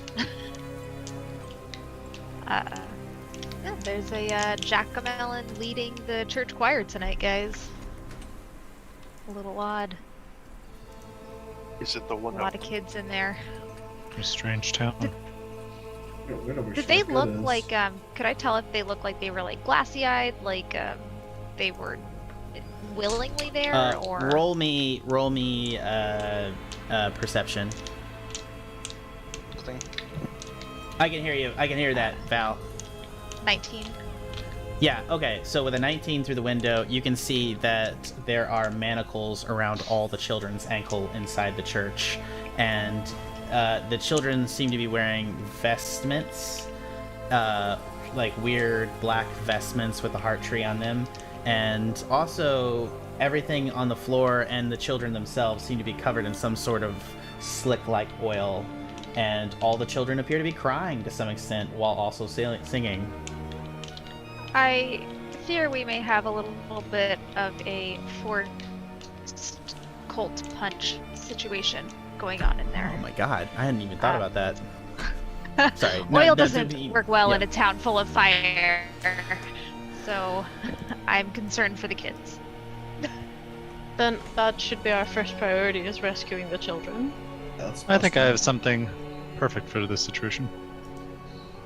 They are all shackled at the ankles, so we would need to break every lock. I brandish Savannah, my how pipe. fast are you with picking locks? I am proficient. I haven't done one in a little while, but it shouldn't be terribly long. If combat starts, you would be able to attempt a lock per action. If I were to sneak up and try and do it to the front of the church you're assuming we want to get into to save the children? Or the shackles themselves. Yeah. Oh, that as well. Is the door of the church open? You can Or check. I looked in lock? the window. Check the door. Yeah. Recall. As you approach the door, you quietly try to turn the handle. It turns easily. Apparently everybody is welcome to this horrifying midnight mass. Should we Try to have... talk to Ruby. Oh yeah, maybe she could help us? We know that we have to solve her ailment. Maybe as we you- should try to talk to her because we're the females? And have the guys go into the church? Mm-hmm. Try Not a that. bad idea. We My definitely know persuasion is not high. I'm okay. I could be able to. Then that's what we should do. Let's do it. All right, so Liv and Savannah approach the well, and you see down into the well, sitting down there, rocking slowly in the water. Her form is spectral, so it's actually not technically moving the water, but you see her clasped with her hands around her knees, slowly rocking there, razor blade in her hands, eyes staring up hateful at the top of the well. Miss? What are you doing down there? You were so fucking polite, Savannah. I love you. She doesn't respond. I have a rope in my backpack. I'm gonna throw the rope down and be like, you can climb up. You don't need to sit at the bottom. Go. And she actually flies up spectrally and hits against the bars of the thing as she tries to escape the well. And it appears that the bars have runes carved on them that is keeping her trapped inside the well. What causes you to be so angry? You appear that you could move on to another life. You're She no stares longer up in a with her human form. mascara running down her face permanently in some sort of ghostral spectral thing, and she does not speak. She opens her mouth to scream, and you see that there is no tongue. Poor thing. Fuck. I love how you guys have extreme reactions. Like Liv doesn't, Karina, like when I have like a weird thing that I do, like does not care at all. She's like, oh, that's cool. And then like Val's like, you were hurt as a child, right? Like, cool.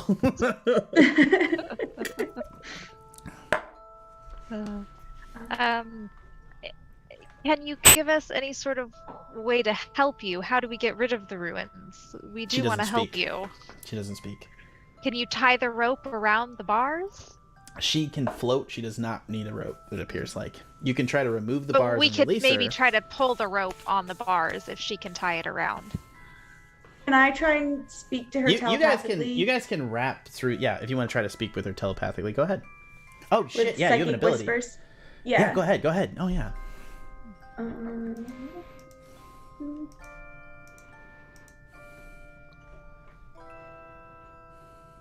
We don't need to speak the same language for our understanding. That is so- correct, if I'm not mistaken. Can you put it in Nice. chat real quick?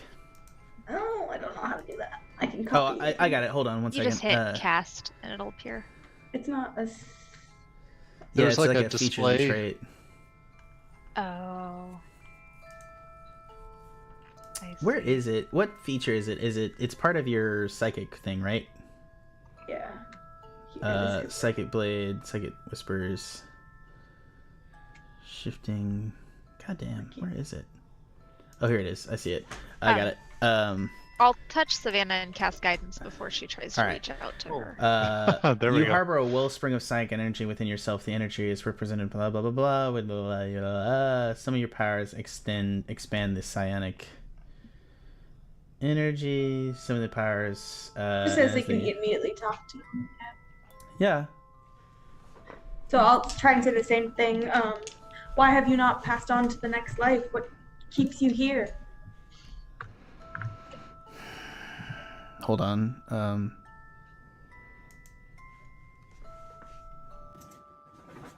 That man must die. Which one do you speak of? Is the voice bad? It's not terrible. Okay. I can't hear it, so I have no idea. The man I speak of is the Friar. Oh shit. He killed my children, and I must take vengeance. But I cannot leave here, and I cannot approach the church. If we were to assist you in this, would it bring you peace once he is taken out? I will slay all that are in my path. I will protect the children, no matter what. But only the people that stand between you and the friar? Any who stand between me and the church, be they a threat to society and possess a penis. Oh. Because obviously those two things are the same thing. I don't know, I'm just fucking with you. You know, it's fine. Any that stand between me and the church, I will kill. And I will kill him. I'm going to nudge Liv. Got some more bad news about your bedfellow. He is the reason that she has not moved on, for he is the cause of the death of her children. If we release her, she will try to save the children and go after the Friar, but I'm not sure that might not be the best idea for the rest of our party. Perhaps the rest of our party can hide, and we can just let her loose. You also know that she cannot enter the church, as per what you guys learned earlier in the adventure. She cannot. So we need to lure him out. He'd have to come out for this to do any damage to him. So you can release her, but it would be like releasing a wild bear, and she would go after him. But currently he has protection. So if you were to release her, it's fairly inference that she would attack any male in the vicinity. All right, we shall probably not release her yet. Tell her that we're happy to release her if she could just give us a few minutes to lure him out of the church before she attacks. I'll let her know that we wish to assist her in her matter, and that we will not abandon her in this well for eternity, that we shall return. Her knife flicks open, and she stares up at you, Savannah, and make me a wisdom saving throw. Oh, spooky. I don't have good wisdom.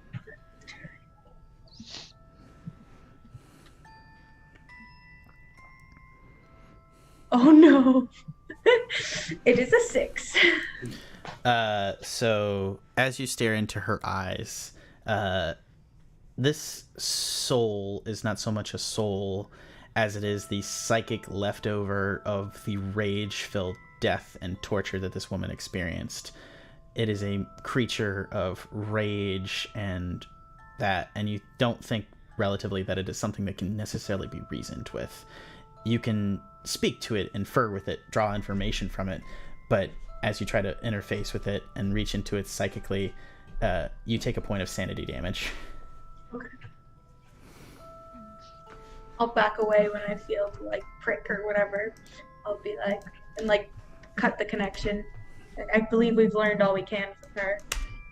The Friar, unfortunately, does not appear what we thought. Perhaps we should join the rest of our crew and enter the church.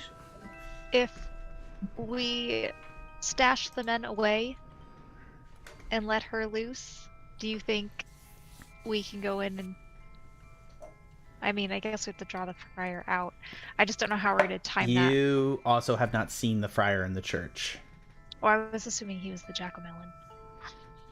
But you've seen a jack... I didn't say that, yeah. Yeah, that's a little metagaming because I have his character there, so you're not wrong. Oh, but no. also, like... Well, because he's... I mean, I thought about it more because he was jack-o'-melon, like, king. He had a weird jack-o'-melon obsession. And it seems like the jack-o'-melon maybe looks a little bit That's more fair. That's than fair. just a regular jack-o'-melon. You did see a glowing jack-o'-melon on the altar. Yeah, where, you're know, right. It's a little bit metagaming. And let's be honest, you boned him behind that altar. It's fair. You've earned that. You've He earned likes this jack-o'-melons. It's cool. It was like a weird obsession. You're older. It's like once you turn over 60, like your choices are way smaller. Everybody's dying. Literally just to make alliances. It turned out so poorly.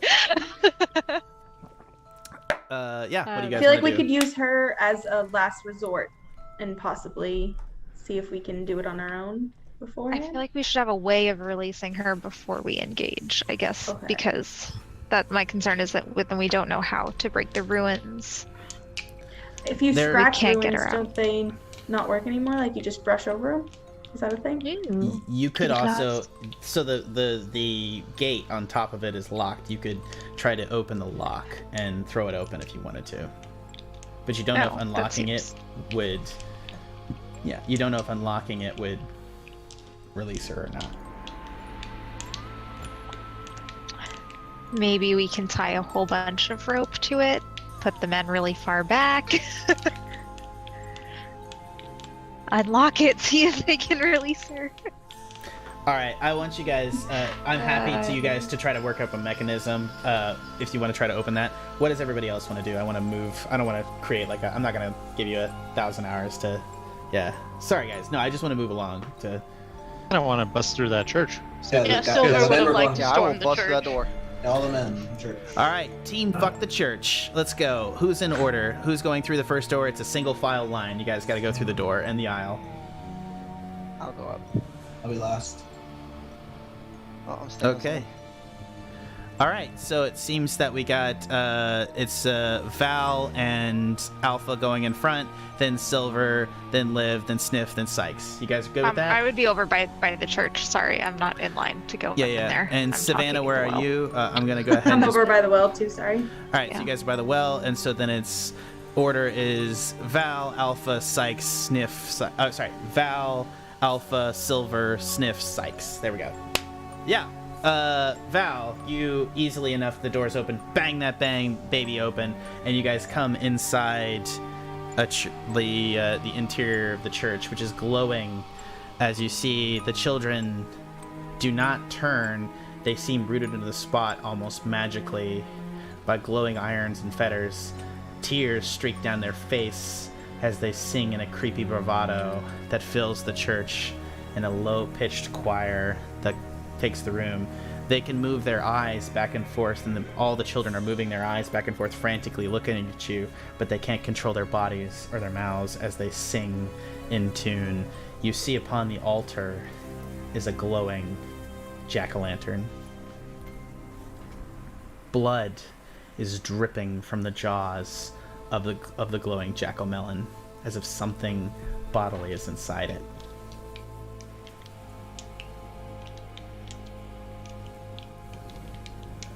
Shoot it. Is it like an aura or something? Like, is he holding something that looks like? Does it look like magic's radiating off it, or an item, or him, or?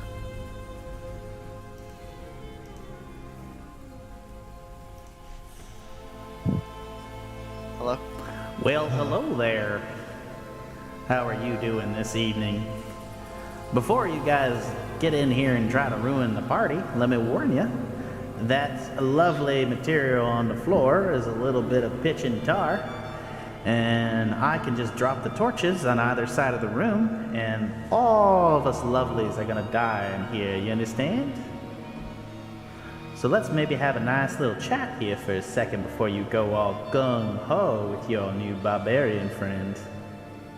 You look, and in the center In the jack-o'-melon is the head of Friar Fear. Inside the jack-o'-melon, blood drips from its jaws, and you see he looks through the holes of the jack-o'-melon like a mask. He looks back at you.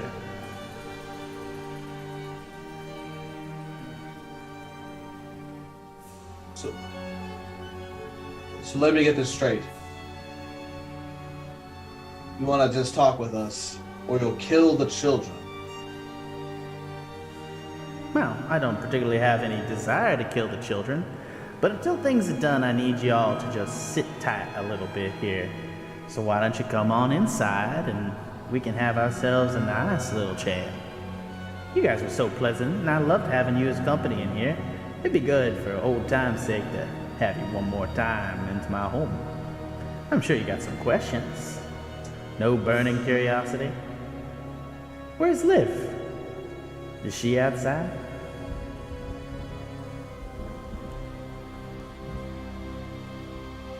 Surprised that you want to even see her in this current state. I don't think this is any way appealing. That's a matter of opinion there, isn't it? Sikes will start walking on. I feel like she's a little occupied at the moment. Probably trying to let Ruby out. It's almost too late. It's never good when your ex-girlfriends meet each other, is it? So you were lovers with Ruby Lane? I suppose that's a way of putting it. Well, ex-girlfriends, as you put it. That's true. We had a relationship going back to I was helping children at a castle top.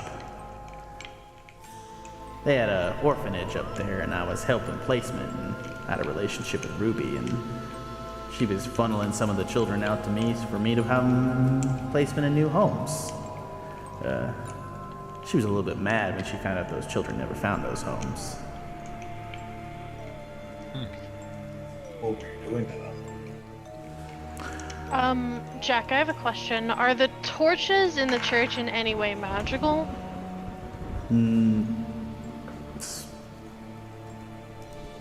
No, they are torches. There does seem to be some mechanism that may be able to drop the two torches on either side.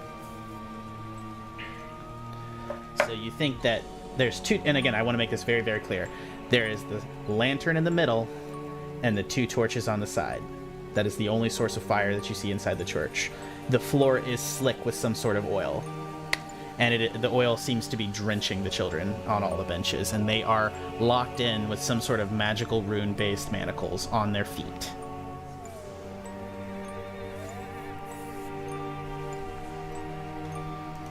Okay. Yep.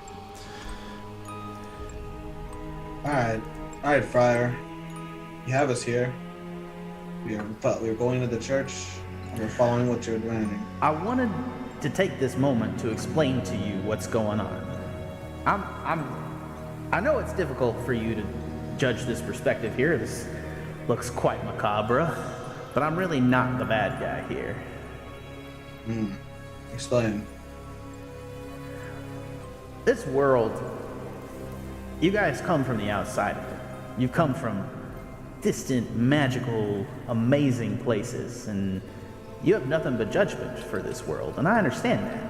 It seems dark and dank and terrible, and monsters feed off it, and life and death continues in a furious cycle. More death, more life, over and over again. It's for a purpose here.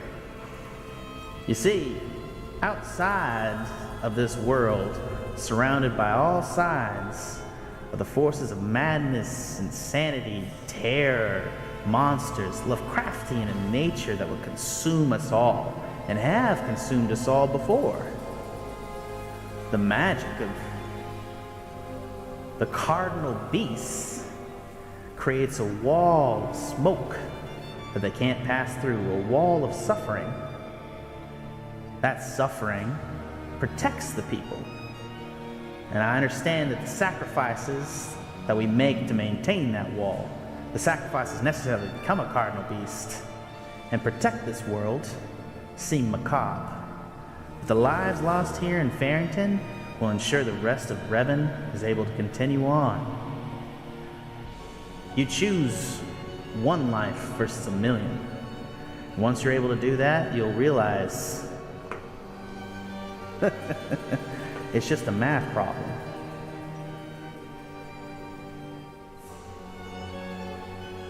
So it can be very easy to equate human lives to numbers on a page. But Friar, what caused you to go down this path? Have you always been this? Did you always know? Did you happily poison or set that well?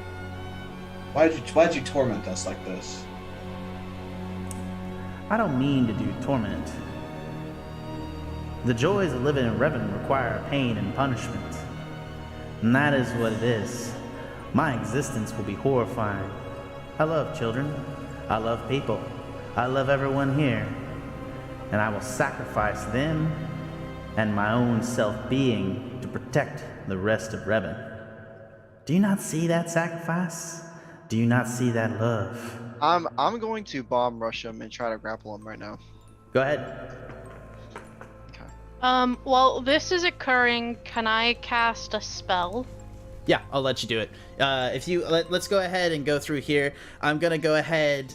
Silver and Val were fast on the draw, but I think we're gonna go ahead and roll initiative. And to be honest with you guys, it's 9:20, and this is a very extended Cardinal Beast fight. I'm kind of I'm wondering if we maybe should stop here for tonight and start next week. I did intend to have this fight tonight. We got pushed back because we did shopping. It's up to you guys if you want to push out, but I do think this may be a 45-minute fight at least, which would push us late. I'm open to doing it because the tension is high. It's up to you guys, and I want to take a vote, and I want everybody to be heard. Can we I won't do it. I think do that's the fine by me. initial what me and Chesh were gonna do, and then I'm find keeping out it, so we can and talk about I would pass it on to next week as well. Either way, so outside of the decision, I don't want you to feel pressure. You guys get Chesh and Silver. Sorry, Val and Silver. You guys would get the action either way. Is there anybody that doesn't want to continue on at this moment? Don't feel the pressure. All right, let's murder this motherfucker. Let's go. All right. Sweet. Everybody, roll me initiative. Are we still blessed? Yes. Oh, And yeah. 20. Ooh, Sniff. You are fast on the draw. Yeah, you Nice. I got an unnatural 20. That's pretty cool. Hey. So we have some good initiatives right now. I know. Good job, right? everyone Sorry. else. Oh, I'm After sorry. these rolls earlier, that was scared me. I'm It's sorry. this house. The bad rolls are coming from inside the house. Oh no.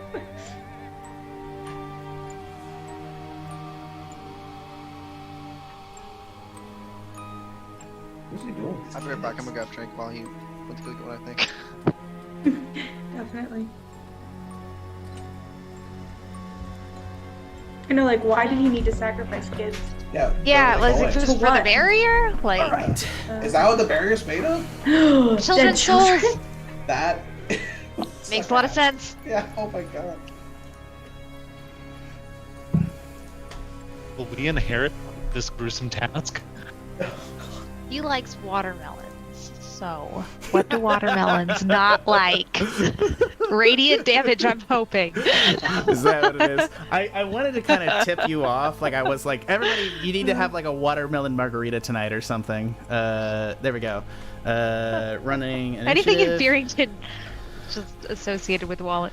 100%. All right, I'm gonna go down the list here. Silver is a 17. Alpha Val is a I already 19. Wow. I got a 10. Jesus. 10 for Alpha. Sniff, where you at? 22. Jesus, that is some good cocaine. Sikes, you are at a 19. Jesus Christ, you're blowing the fuck out of this. Savannah, you are a 20. Jesus Christ. Became ready. Liv, you are at a 7. You're still not sure. Actually, 15. It rolled twice. It's I'll like let way you up have the above 15. Val. I'm feeling Yeah. good. You're emotionally invested in this fight. We all are. Let's go ahead. I'm okay with the 7. I'm outside. So we're gonna start off. Val and Silver, you're up top at the top of the order. What are you doing? If it's okay, Val, can I go first? Yeah, I mean, I'm running, so you could, like, cast spell like that. I mean, compared to me. I'm good with that. Sweet. So, I would like to cast Create or Destroy Water in a 30-foot cube to extinguish the open flames of the torches. Oh, yeah! Yeah, it does it. Yeah, okay, yeah.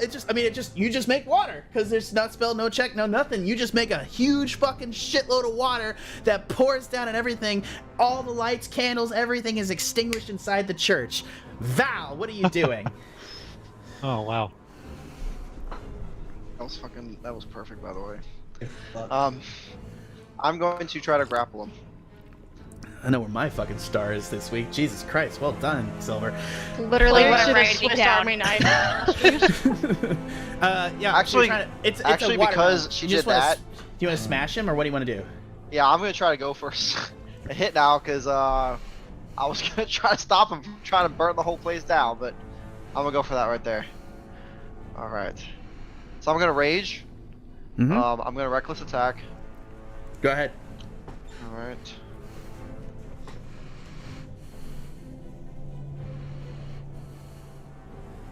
Doesn't matter. Okay. It's a watermelon with a head inside, and you are a raging, vascular barbarian. Your muscles pulse. It goes up your range like you're fucking Conan the goddamn barbarian with an axe and an anger issue, and you fucking take to a fucking watermelon. It's like a hippo eating that shit. It explodes, and you're filled with like red juice, and you're not sure if it's watermelon or blood. You absolutely fucking eviscerate the watermelon. But as you do so, a green smoke exits it. And as you guys, the people outside in the street, you see throughout all the streets, all the watermelons in Faerington light up with a green light. Sorry, this takes a second. I really should have macroed this or something. It's our actual watermelons from the contest. Yeah, those tokens. Yeah, it's all the watermelons Not from the our kitty contest. Oh my gosh, they're so adorable. Yeah, I mean, you guys, I love you. It took me so long to make all these tokens. I've had these tokens made forever, and I'm so pleased. Actually, that's a lie. I made them today because Liv sent them to me, and I really appreciate it, Liv. Thank you for keeping all of the shit for this. So yeah, like, I just want to move your character where you are real quick, and as you hear that, this smoke whips up, and there's a huge belch of smoke, and out in the center of the water patch, the amalgamous watermelon bursts open, and out steps a 7-foot-tall, headless body in a black cloak and the burned vestments of the friar, holding a large Bowie knife in his hand, and the body turns headless and lidless and looks towards you all. So I want to go ahead and just do this real quick. Let's just move everybody where they are. Silver, you can put yourself where you are. I just want to move so I can see. Where's Val? Val's at the altar. I'll be right there. I would be up there. Yeah, perfect. So yeah, you guys are right there, and you guys are in there. The children are safe in the church for the time being. There is flame, but this creature, the headless flame, and you hear from all the watermelons all over the town, you hear the laugh of Friar Fear.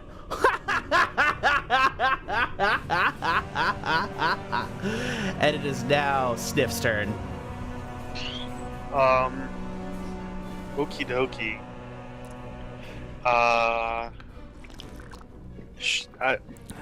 think I really feel like I want to destroy all these watermelon, but I also feel like I should just shoot the guy.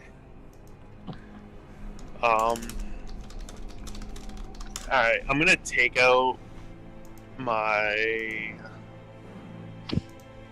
Yeah, so I'm just gonna shoot the guy with my pistol.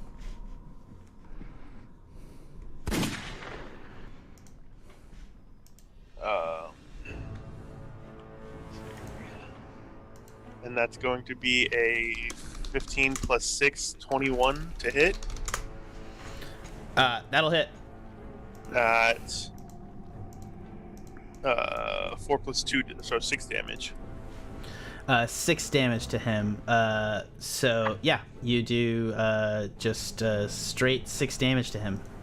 Yep. You blow it out, the gun goes off, and you see the bullet rip into him. Savannah, you're up. Or sorry, go ahead, Sif. You have other options. Nope, you can do an offhand. Are you gonna do an offhand attack? Oh yeah, I'll do the offhand. So that's a 9 plus 6, 15. That'll hit. Okay, and then it's a D10. Yeah. Oh, I rolled 2 on accident.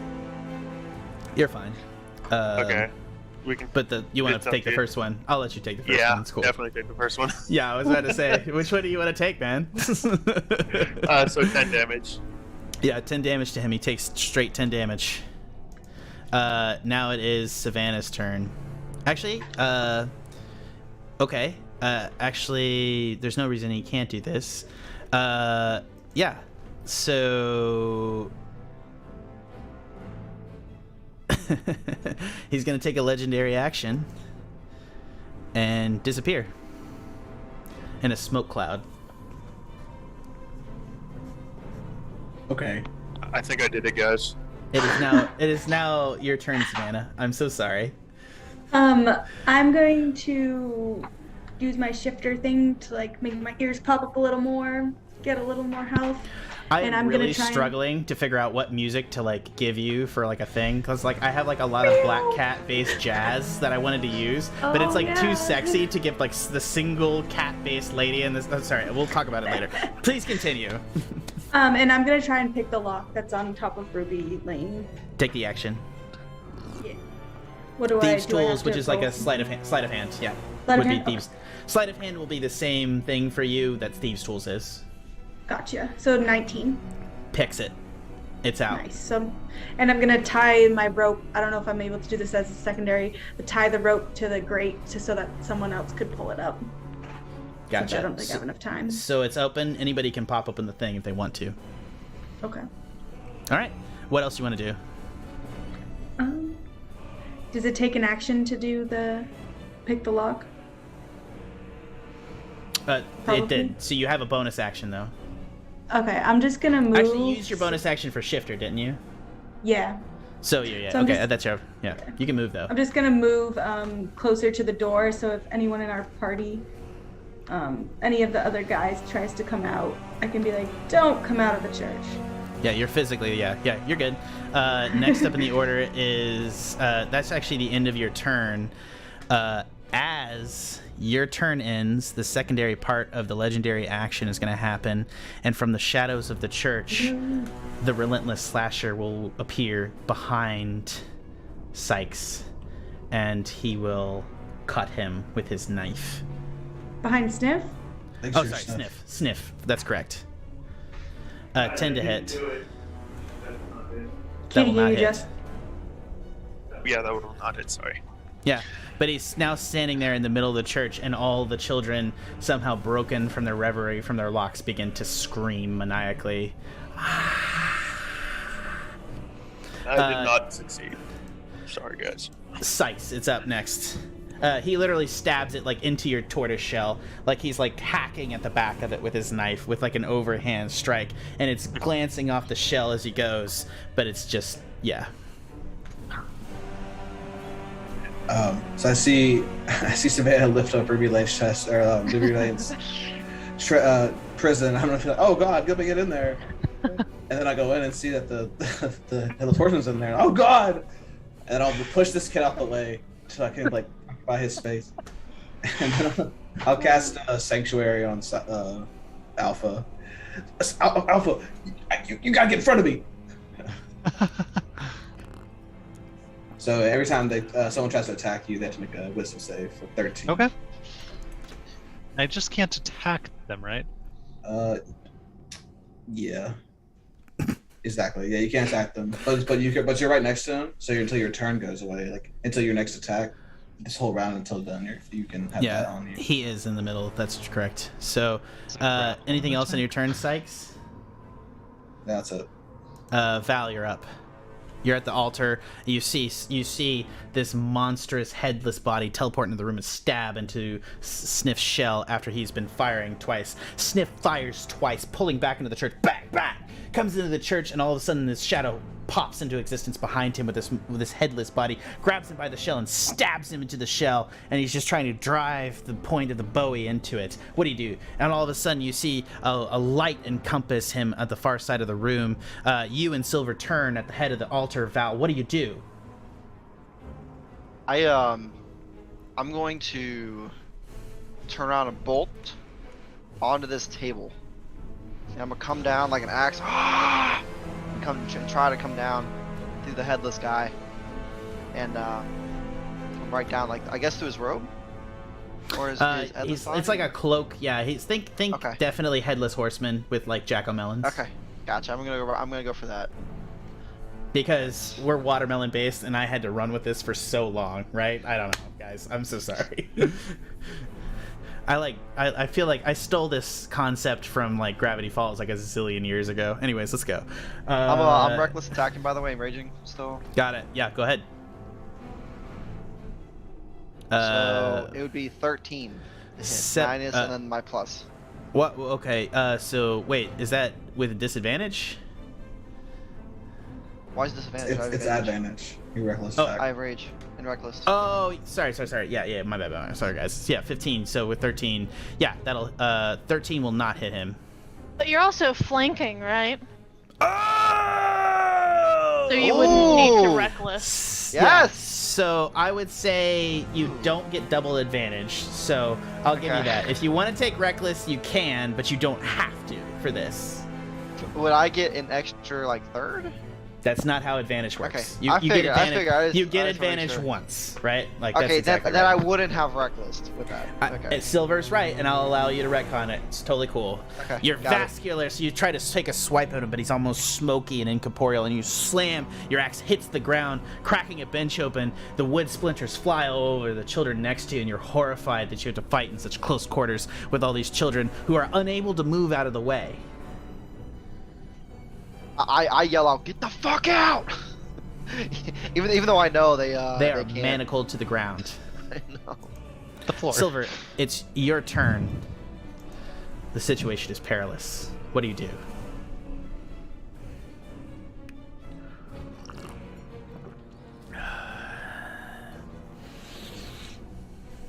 So this creature is undead, correct? Correct. Okay. I want to prepare then... you. He will probably have legendary actions, though. Yeah. I expected legendary resistances and stuff. Exactly. Yeah. I always hate. That's not what I was worried about. I always hate running into a legendary resistance as a player. Like that's when he's got a legendary. God damn it! That's always my thing. But go ahead, please. I think I'm just going to cast Bless on Sniff, Einar, and myself. Go ahead. And I would effect. like to get right here. But obviously there's a child token. I'm gonna send him to the back. There you go. So you're on top. So you clamber on top of the child, defending him with your body. Yep, that's pretty solid there. But that is all I can do currently. Though I think I'm going to. No, not yet. No, that's my turn. So the creature's going to take his last legendary action for this round on the end of his turn, and he's going to turn and stab at Val Einar with his slasher's knife. 23 to hit. Oh, that definitely is. Yeah. Okay, he will do 6 slashing damage. Val, make me a a couple of things are about to happen here. First off, make me a wisdom saving throw. The damage is half, so it's 3, right? Just make sure. That's correct for you physically, but not mentally. Is it psychic? Yeah, as long as it's not I'm psychic. totem bear, so. Well, no, we're gonna deal with this in a minute. This is a homebrew mechanic, so go ahead and make me that wisdom, and I'll explain what's about to happen. Okay. What just happened? It just signed me out. Okay. I'll say this. You do get hit, and it's 6 slashing, and you're going to take 25 necrotic damage. Oh my god. Yeah, it's still half though. And that's not halved? Is necrotic halved for you? Are you bear totem? Yeah. I am bear totem. Yeah, not I think psychic. it's gonna be halved. I want to make this clear. That was like all 5s. That entire roll was like all 5s, so it's like 66. So it is dangerous. Okay, so Plus what was 21. the damage before half?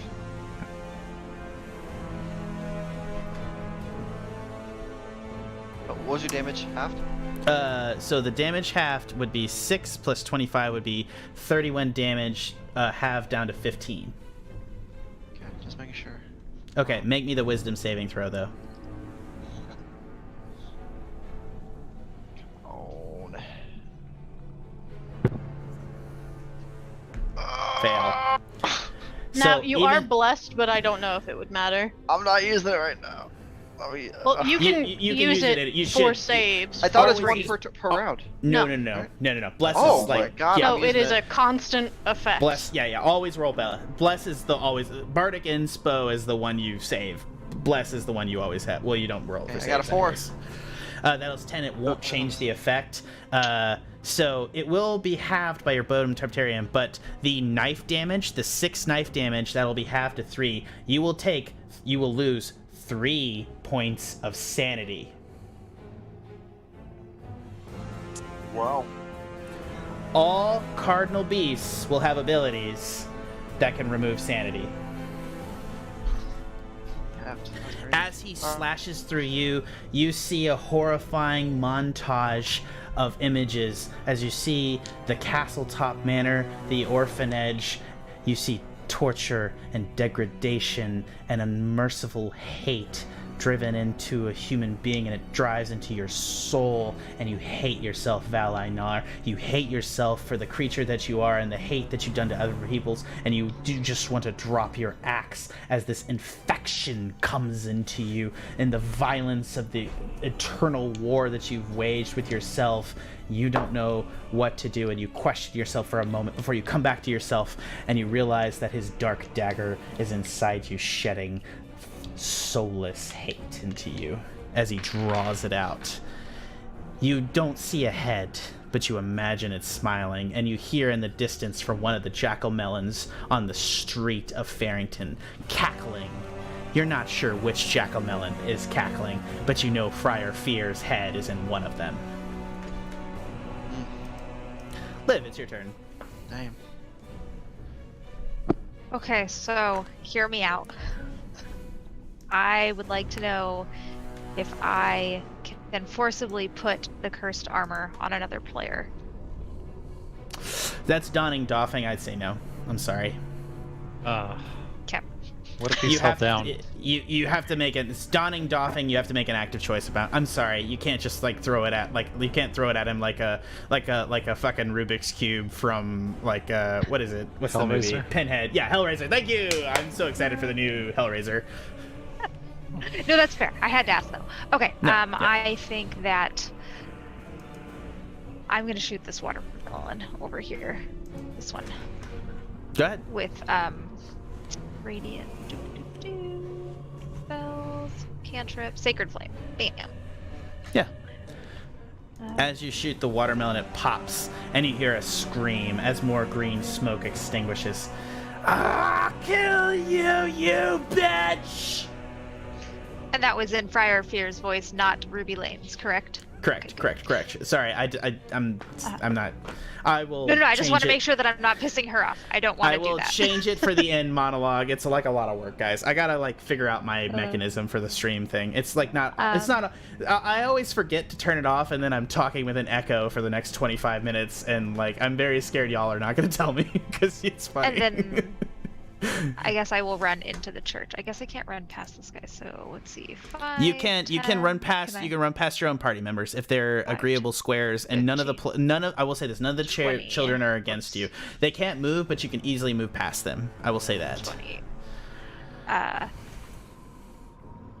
25. I'll hang out over here in the corner. Val Einar, your health is at 14, and it is time. The turn, I believe, is now the Relentless Slasher. He will turn to you,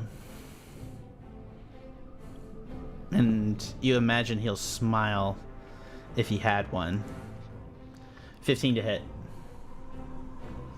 Misses. He'll take another slashing attack. Okay. 24 to hit. Yeah, that tickles. Okay, so he will do slashing 8 plus necrotic 14, and yeah, as he does this, it's gonna be 8 plus 14. That's 6, 7, 8, 22 points of damage, which will be halved down to 11. Oh my god. I'm not doing well, guys. He'll grab you by the hair, pull you in, and it's just like he's just taking the knife underneath up into your guts as you're trying to make space, and it just looks like fucking Jason Voorhees as he comes in, this immobilist 7 feet tall headless figure taking damage, bleeding from it, and as you watch, you see the holes that Sniff shot into him begin to heal, and he will heal for 10 points of health. When he pulls me in close to him and does that, I kind of spit into his robe. Like as if it was his face, but I can't. Yeah, exactly. Awesome. No, 100%. He'll Like take some 1 point blood of comes out my mouth, kind of stuff. He'll take 1 point of psychic damage. I don't give a shit. I don't make that up. I'm sorry. I don't know. If he can do psychic damage, you can do psychic damage. Oh, yeah, but he's back up to full health except for that 1 point of psychic damage. And that's 2 slashes. That's his turn. He cannot move with everybody around him. Alpha, it's your turn. Alright, so nowhere am I saying that using Decanter of Endless Water is an attack. What do you mean? Well, I have Sanctuary on me, so in order to not attack, I'm just going to angle the geyser at him. Geyser's an attack.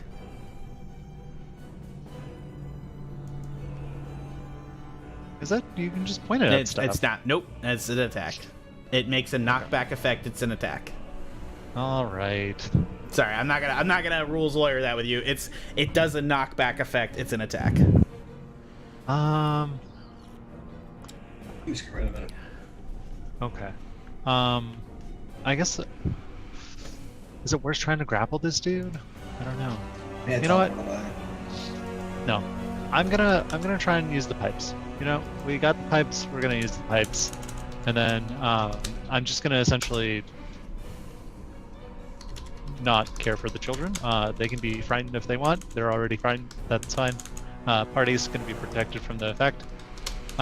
So anyone that hears it gets to hear a DC 15 Wisdom save. Which includes all your party, correct? I can choose who to exclude. Okay, cool. So you're just choosing the creature, correct? The yeah, just the Friar creature. Fear's decapitated body. Yeah.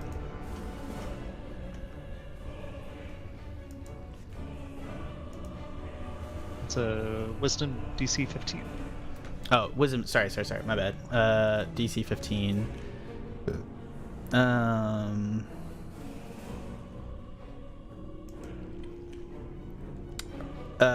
He is going to use a legendary resistance to resist it. So he will burn one of his legendary resistances, which is always good. All right. I still get to upkeep Sanctuary. And then... Yeah, okay, that's it for me. Go ahead, guys. Get him. Top of the order is now Sniff. You've been stabbed. You Oh, have yeah. a permanent mark on your shell now, and this fucker's right here. Well, that's very unfortunate. I'm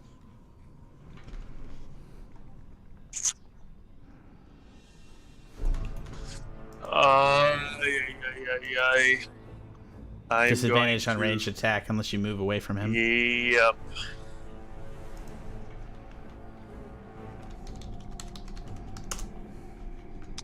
I'm going to... I really hope this is doing something. Can I shoot it this pumpkin through the door? 100%. Go to town. Alright, I'm gonna shoot the pumpkin. Oh, that Roll? was the wrong one, but it's the same roll. The pumpkin Well, explodes as the bullet hits it, and you hear Friar Fear scream, "You fucking turtle! Fuck! I'm gonna make you into goddamn soup!" Sorry, let's get it with a southern accent. "I'm gonna make you into goddamn soup, you piece of shit!" There we go. Figured it out. You gotta hit me first. I'm in here. He'll hit you. Okay.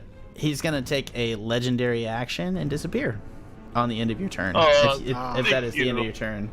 Oh wait, you have an offhand attack if you want to use it. That's your second bullet. That's your You have 2 bullets left in your first Second gun. bullet. Yep. You have 3 in the second gun. Do you want to save the second gun?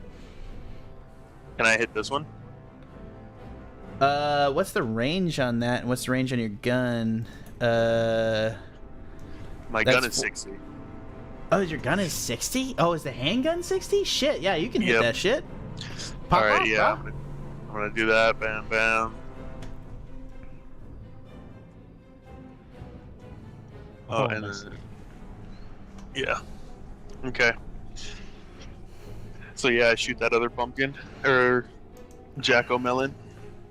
The jack-o'-melon explodes, and more green smoke floats up into the air. Ah! And just a rage-filled scream at this point. And on the end of your turn, as the bonus action, he will disappear. Actually, no. Actually, he's not going to disappear. He's going to use just a single legendary action to make a slasher strike at you, Sniff. Okay. 14 to hit. Does not hit. Nice.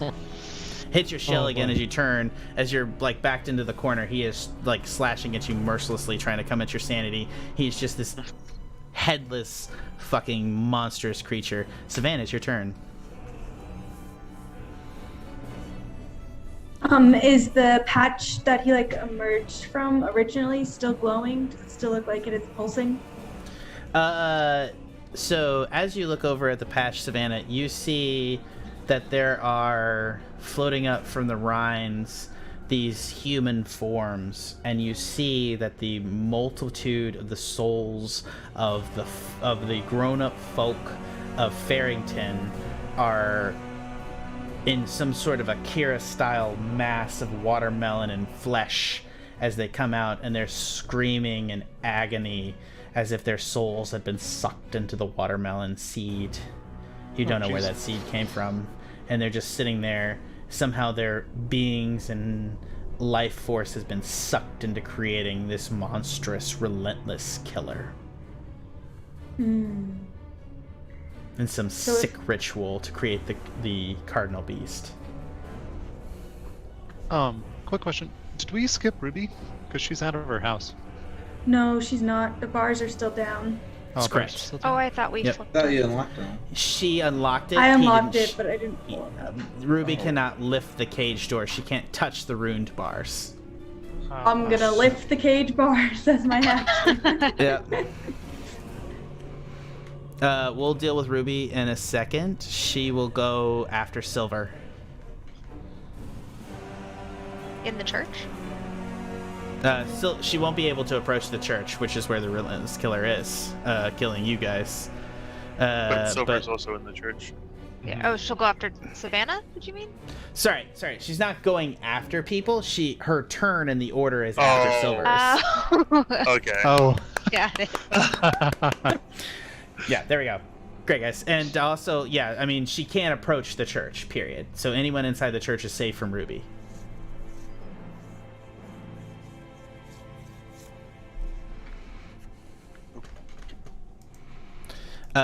We'll deal with that in a second. Savannah, that was your action to. I guess it's actually a free action to open it up. You actually have your full action and bonus action if you want to use it, because that was a free action to open a door.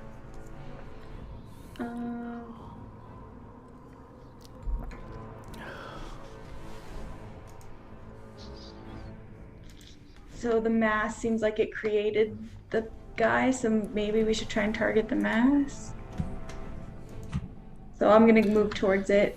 I'm gonna give you an insight right now. The mass seems to be some sort of hatched egg of miserable souls.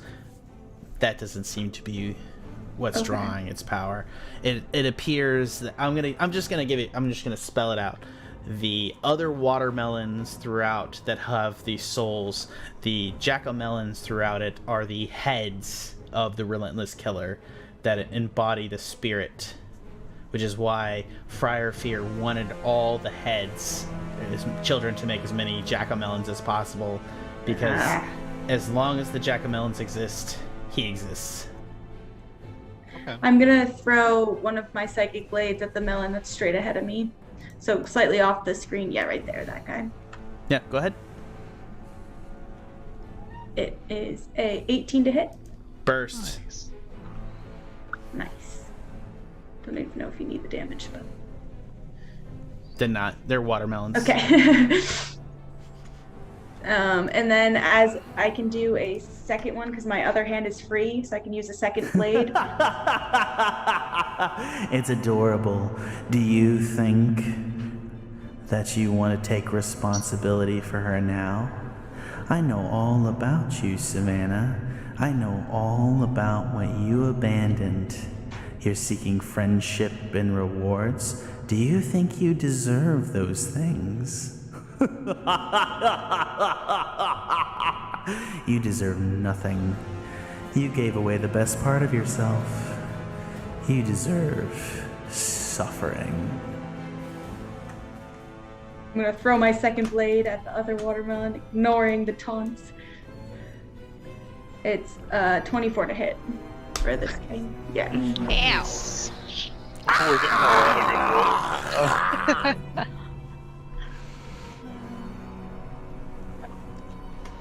That's the end of my turn. All right. Yeah, that's Savannah's turn. Next up in the order is Sikes. So is there a window next to me on this where I am right here? Oh, yeah. Also, before Sikes, at the end of Savannah's turn, the Relentless Killer is going to take one more Relentless Killer action, and he's going to stab at Silver. 12 to hit, which I don't think will hit. You know why that won't hit? Because you got armor now, Silver. Yeah. No, it would have missed before because I had an AC of 13. That's fair. That's fair. I don't know. I feel like I pushed you to armor up, and I feel like very proud when you don't die at this exact moment. I'm very scared. No. Once the party was like, "You have a what?" This is a very dangerous setup. Okay. Sikes, you're up.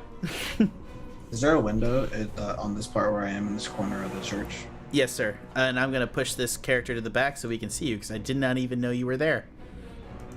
Am I able to get an angle on any of the, from a watermelon's front perspective, like maybe this one or this one? No, you cannot, because the church angle is here in front of you. So let's see if we can get an angle, and I'm just going to do this with the thing just to see. So your angle is here, out that way at least. I do not,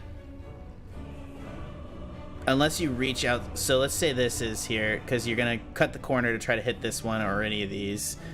Yeah, if it's like they get like 2/3 cover, I can ignore that. So. Wait, 2/3 cover? You think? Yeah, I have the spell sniper feat. Oh. 3/4 cover, I think is what it was. I think I'll allow you to get with 3/4 cover negation. I'll allow you to get this one. I'm not gonna let you get this one or this one right there because you just don't even have the angle because it's like a church window. Okay, great. Yeah. If you get out, I will say this too. Aim a blast at that if guy. you get outside on your broom, you can hit everything. So like, let's be honest. Well, yeah, but I don't want to take the op attack for moving outside. That's exactly right. Yeah. And Ruby is released, Right. just so you know. So 22 on that watermelon.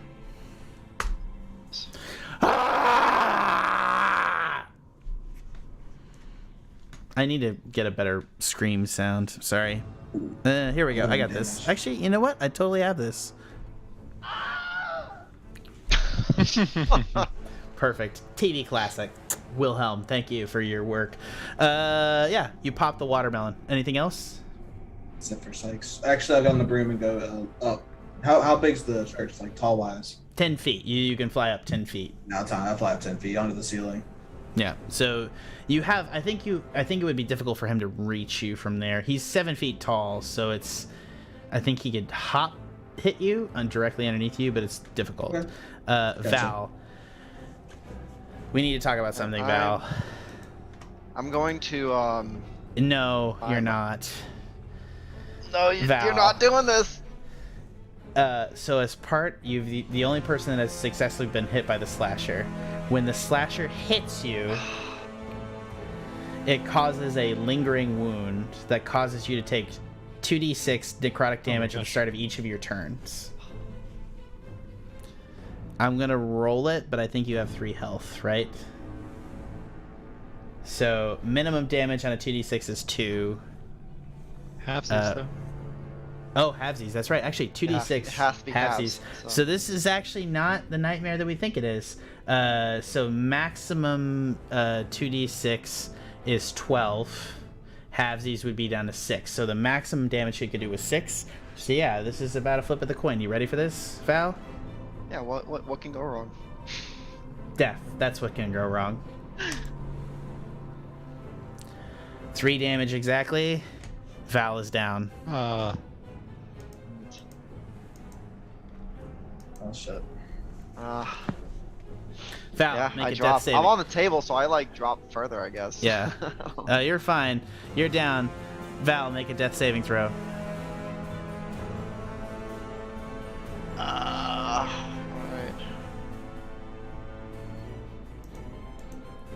Hey! Oh my god, thank god! Oh. Nice. That's 2 saves. You're back up in a minute, baby.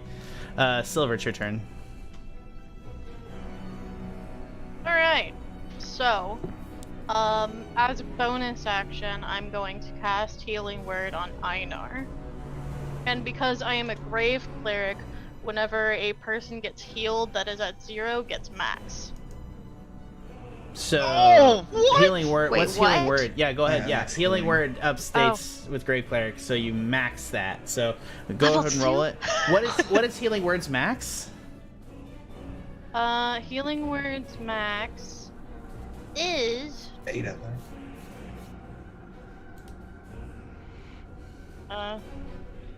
hold on. An 8, I believe. And plus your mods.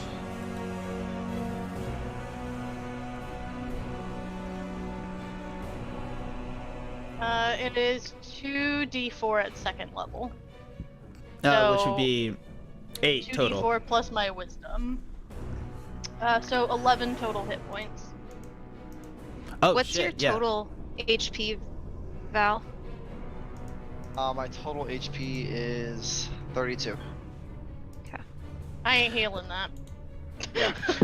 Yeah, Val, you That's are what no Daylight longer- took You off. have a much are more prone. thankful life cleric, finally. Val, you are prone, but you have 11. You have 11 health, and also I would like to say, as soon as any health is restored to any character, they do not have the. As soon as the Relentless Slasher's ability, which is to say, as soon as it slashes you, you take damage on every turn after, and you take 2d6 damage.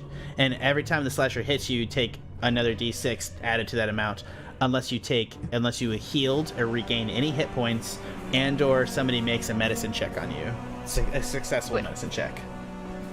So wait, it's he like, needs a medicine check to counteract the like ongoing effect? no, if you heal him, it does the same thing. Oh, okay. So like she So that's restored now hit points to him. So both he is now both he's not unconscious, he's awake, he's just prone, and he has 11 health points, and he's not going to take damage on his turn unless the slasher attacks him on the ground, which is very likely, giving the slasher's history. Okay. Okay. And then as my action, because healing word is a bonus action, I'm going to attack with my sensor. Do it. Nice. And I have advantage because, well, I am considered flanking, correct? 100%. You are Since, I think it needs to be any of these 3 squares behind him for that to be flanking, unfortunately. Just move to the right one, and then you're flanking with Sniff. Right. That's 100%. Yeah. Yes, that is correct. If you move into that child square, which we've established that you can flank There him. we are. And you're not Flanking. Sorry, I do hate this. I do. I just I hate when we have this discussion. 100%. This is why people want to remove flanking from D&D for this exact reason, because it gets fucking fritzy like this. But again, yes, you are flanking now. Do it. So a 16 to hit with Hits. advantage. 100%. Nice. So that's 9 total damage, 4 bludgeoning and 5 radiant. And you're blessed, right? And I'm blessed, but if a 16 normally hits, Doesn't hit the damage. His AC is 15, but 9's damaging, and you will see that the Relentless Slasher himself has a disadvantage to radiant damage, so he will take 14 damage. And he does not like it, because on his turn, after that, he's going to take a legendary action, try to slash you. A legendary action, which I think he's got one more on his turn because he's only done this 10, which will miss. And next up in the order is Ruby Lane, who cannot do anything. There are no active men outside, and there's nobody outside the church, so she will not do anything on her turn. Liv, you're up. Sniff, how are you looking? Health-wise? Looking beautiful. Haven't You're even been looking touched. beautiful? This guy can't hit a goddamn thing. Oh. Okay.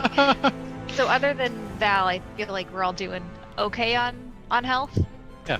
I think so. Everyone's feeling spry. Okay, then I will also Sacred Flame him.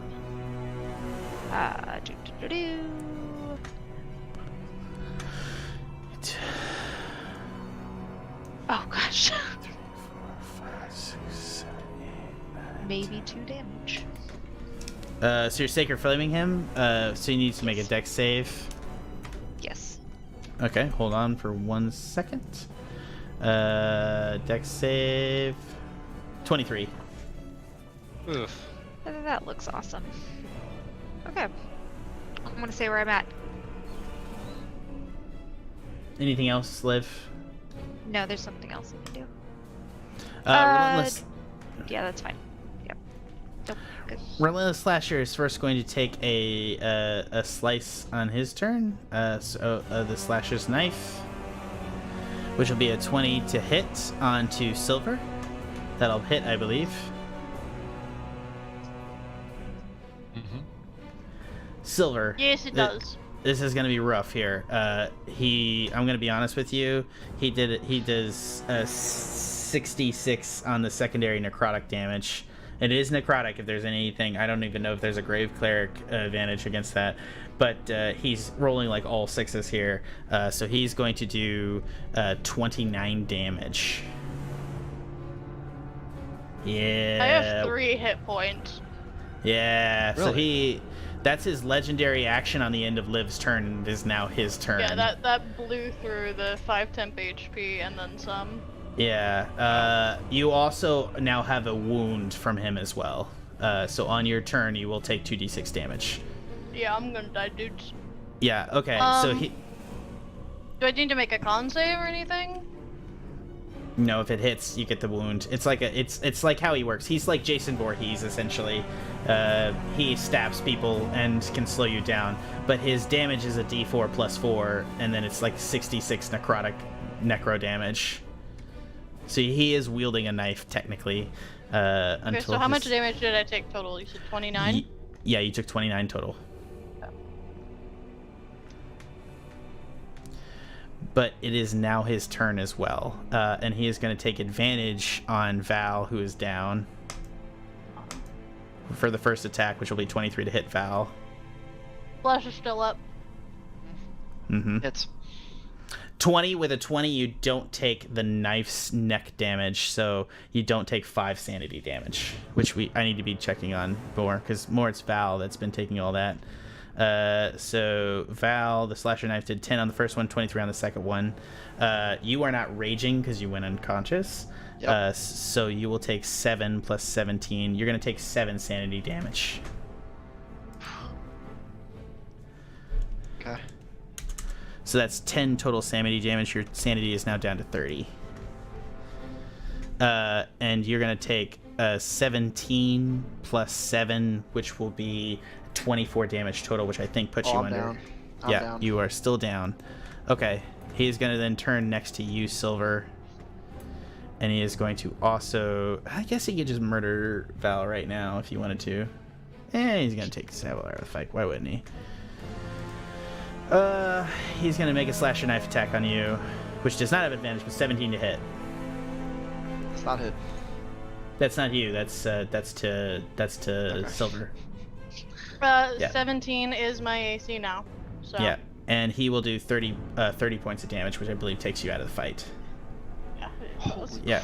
So Silver and Val are both down, yeah, that's his turn, and is now Alpha. Alpha, Sniff, and Sikes, you're in the room. Liv is in the far corner. You all are in the room with him, and he had Silver and Val are on the floor, bleeding out from multiple stab wounds. He comes in, he stabs Silver on the ground again. Sorry, this is what happens. So Val goes down after he gets stabbed in the chest multiple times. Silver brings him back up. He goes back down, stabs Silver on the ground again to get him back down, and then grabs Silver by the throat, draws into him, and stabs him through his armor multiple times, and throws him onto the ground. Twists his knight around, turns back around to Sniff this tortoise-ass motherfucker who's gonna fucking make soup out of. And it is now Alpha's turn. What do you want to do? I'm gonna try and keep burning his resistances using my flute. So, same thing, 15 DC was. DC Wisdom? Mm-hmm. He'll fail and burn his second legendary resistance. He's got 1 left. What a punk. Good. Okay. I mean, I'll stay where I'm at. Classic for fights, man. 3 legends. That's good. All right. What else you want to do, Alpha? Nothing. Okay. On the end of his turn, he's going to disappear. Ooh. Oh, God. Thank God, actually. That was Alpha's turn. Next in the turn order is Sniff. Well, fuck, guys.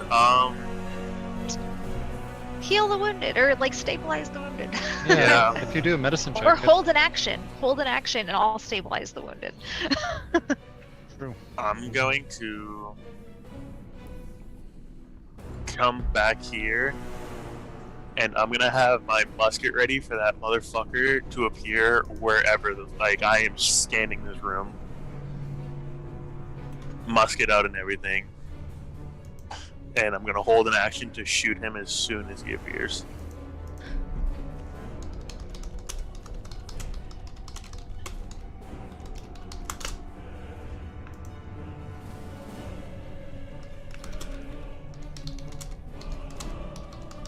I just want to make this clear. Savannah has everybody's respawn point, and it's a short rest to respawn. My respawn point was in Faerington, anyway. Mine was Yeah. as well. I think that's the thing. I think everybody's respawn point is right here outside of like Savannah. Yeah. So I just want to make this clear. Sniff, you are ready to action. So as soon as this guy is in range, you're gonna shoot him, correct? Absolutely. What's the range on your musket? 120. Oh. Nice. Okay. At the end of your turn, he will appear, triggering a bunch of actions. So he's gonna appear next to Savannah and make a slasher attack at her. I'm going to grit this one. Do it. Fucking do it. I haven't seen you do a grit point in this goddamn game. Let's go, bitches! I'm going to use my grit point. You know what? Can I do that? 8 will not hit, just so you know. Okay. You know what? This is what I'm going to do.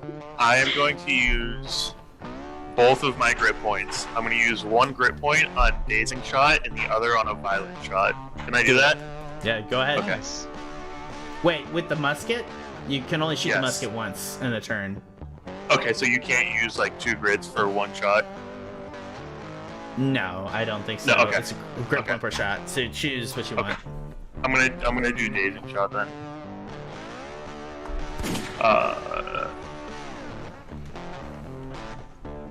Okay, it's gonna be a dirty 20 to hit. Oh, that'll hit.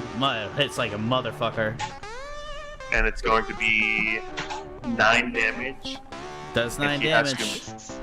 And he has to make a con saving throw DC 12. DC 12 con save.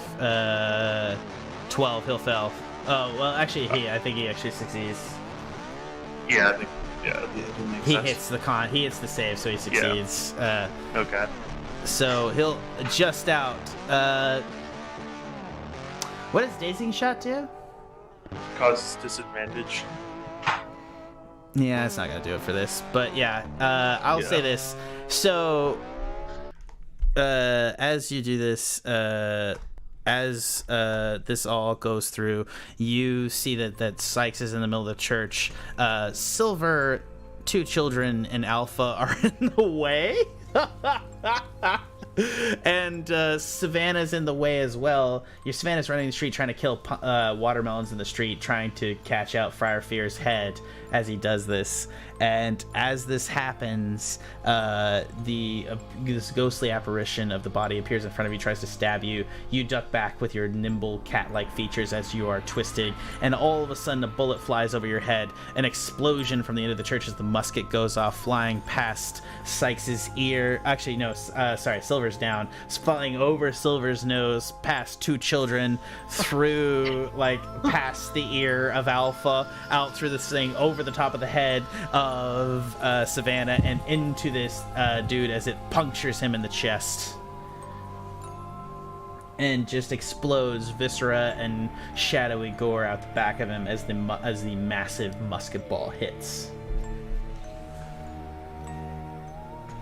That was a thing. So next in the order is Savannah's turn. So when the guy appeared, does that count as an end of his turn? It's not a turn, it's like a legendary action, so he's just in front of you now. So I can't use Swift Strider to move 5 feet away from him when he ends his turn next to me?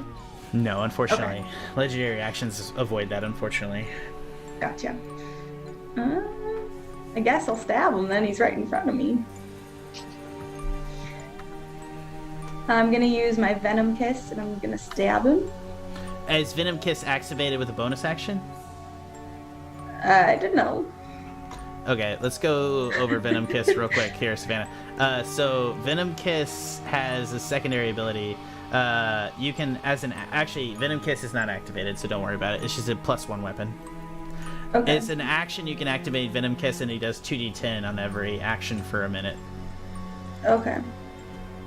15 to hit. That'll hit exactly his AC. Nice. Cool. Just the normal damage. Yep. Oh, it rolled more than once. I don't know what's happening. It's doing piercing, which is 5. I'll take the first one. Okay, perfect. You also roll performance for some reason? I don't know what happened. It was beautiful. Dance. It's a dance. Yeah. It was like a Sword dance fighting is attack. a dance. Yeah. Okay. Like literally this misty dude in front of you, your friend shot over the literally took out like a couple of your bangs as you shot this dude, and then you just stab him in the chest in like a furious go. Alright, let's pick up the pace here, guys. Savannah, Sikes, you're up. What do you want to do? Yeah, Sikes once he's 10 feet up in the air and he's gonna fly out the door, going 30 feet up into the air. Move your character, bruh. What's your broom speed? It's like it's a shitload, 50. right? It's 50. Yeah, so you got a lot of speed. So 5, 10, 15. Sorry, actually, let's also even going up 5, though, so it's like 10, 15. Yeah, so you're 15 feet out, and now you got 50 feet straight up if you want. yeah, sure. And I'm gonna shoot this guy. Not the water. Yeah, go ahead. Oh wait a minute. Actually, I'm sorry. Can I retract what I'm doing? I'm sorry. That's my bad. I know. But you can totally metagame off me. I'm sorry. That's my bad. I'm not metagaming. I want to No, move. sorry, take my that's movement the away. dirt- I sorry, want to take my actually- movement away. I want to Sikes. go back to where I was in the church and Sikes. stabilize my friends. Sikes. That's 100% a dirty word, and I apologize to saying you were doing it. I apologize. That's not what I meant. You understand? That's fine, dude. Yeah, that's Okay, totally yeah, fine. yeah. I just wanted Yeah. I'm asking if I can go back and do my movement somewhere else. Absolutely. Go. What do you want to do? I'm gonna stabilize one of the people that are. I've got the dead. Shoot him. Oh, okay. Yeah, and I can also stabilize. Yeah. So Fine. yeah, Okay. fly first. off. Go Perfect. first. Headless head. Sorry. Yeah. I'll retract all that. Get some pumpkins. Yeah. I'm gonna Turn retract him my into retraction. water. Yeah, You are I'm now- sorry. I thought we were trying to retract the save them. I'm gonna be honest with you. You are straight up in the air and shoot what you want to shoot. I'm gonna shoot the horseman, the 7, or The the he- friar. Wait, which one? The friar, the one that's attacking Savannah. We've been shooting. Go ahead and shoot him. That's a 7 to hit. That will not hit. I will be into my turn then. Cool. Val, make a death saving throw.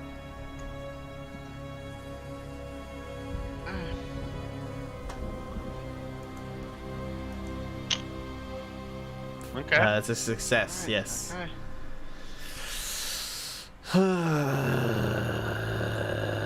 Let me look at one thing.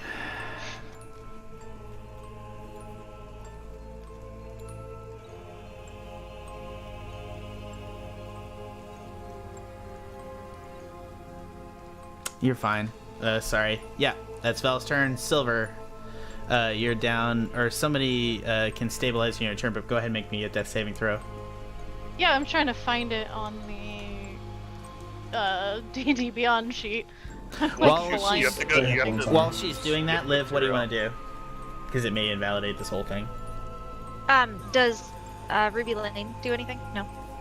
Oh, she will, yes. But, yeah, so she will move. Ruby Lane has a 30 feet movement speed, which means that she will come right up into the space right here, and she will make a slashing attack at him, which will hit for 7 damage on him. Nice. Good job, Ruby.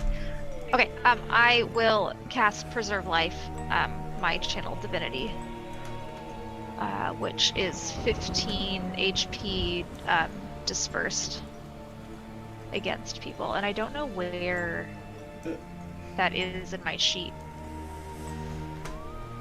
Should be under It's features all the way down. Preserve features. life. As an action, you can restore 15 HP. Choose any creature within 30 feet of you and divide Up those a hit little. points among them. Right there. So you can divide them among Silver and Val if you like, Yeah. and bring them both back to life. I'm gonna bring Silver back with 4, unfortunately, because I feel like Val needs to be our heavy hitter, and 11 to Val. Yep. So you guys are both back Nice. up. You're both prone and can raise yourself up on your turn, but you're both you're not down anymore, and also you are not suffering the effects of the situation. And as a yeah. bonus action, I can cast a spell, right? If I use my channel divinity, that doesn't affect that. Your channel divinity. Yeah, like sorry, I can cast a bonus action. Oh, that's right. spell. Yeah, your channel divinity as an action. So you have a bonus. If you have a bonus action spell, yes, you can cast it. Yes. So I have bonus action, spiritual weapon, which I think I will place in the center of the room, right here. Yeah. All right, yeah. Go ahead and draw something for me, just so we can track that drawing as your spiritual weapon. Next up in the order, as we are continuing on, is the... it's going to end the turn, and on the end of that turn, the spiritual killer is going to disappear. Actually, no, he won't. That's dumb. No, he'll stay there. And Liv's turn will end, and he's going to come back to his turn, and he's going to make 2 slasher attacks at Savannah. First one will be 16 to hit. Yep, hits. That'll be 17 plus 8, which will be 17 plus 8 will be, oh my god, wow, that's like a lot. 21, 25 points. Yeah, Savannah is down, and yeah, and then he is going to make a second slasher attack at Ruby Lane, which will do nothing. So, and that'll be the end of his turn, and Alpha's up next. Alright, so no one needs to be stabilized. I don't have any ranged attacks. Well, is he 30 feet away? 45. 30 feet. Yeah. What's this pumpkin at?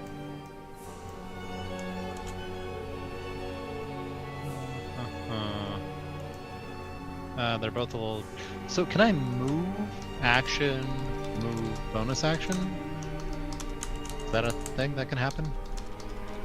What's up? Can you move, do an action, use the rest of your movement, do a bonus action? Yeah, well, you can't gain a bonus action by sacrificing movement. You know what I mean? So, like, what are you doing? So, I want to head out. Oops. Yeah. I want to head Cut the out, door, 5, use my decanter, 10. hit this pumpkin over here. Which by pumpkin? activating it. These pumpkins? Or which one? This one or this one? The one up here. North. I can't... Oh, yeah, yeah. So, that range... What's the range on the decanter? 30. Oh yeah, you can hit it. Yeah, absolutely. You can move there, and then you're trying to... What are you trying to do? You activate the decanter with... You activate... endless decanter. Yeah, so, yeah, if I use Geyser, it activates, and it starts shooting a stream. And then I want to essentially move after activating it and use you a can bonus use an action action to, to hit remove the the stopper and speak one of 3 command words. So you will use your action to use the decanter of endless water. Yeah. Whereupon an amount of fresh water or salt, your choice, shoots out of the flash. The fountain will probably, if you do geyser, it will probably destroy the watermelon. Absolutely. How long does the geyser last, though? What do you mean? Because, like, it says that as a bonus action while holding it, you can aim the geyser.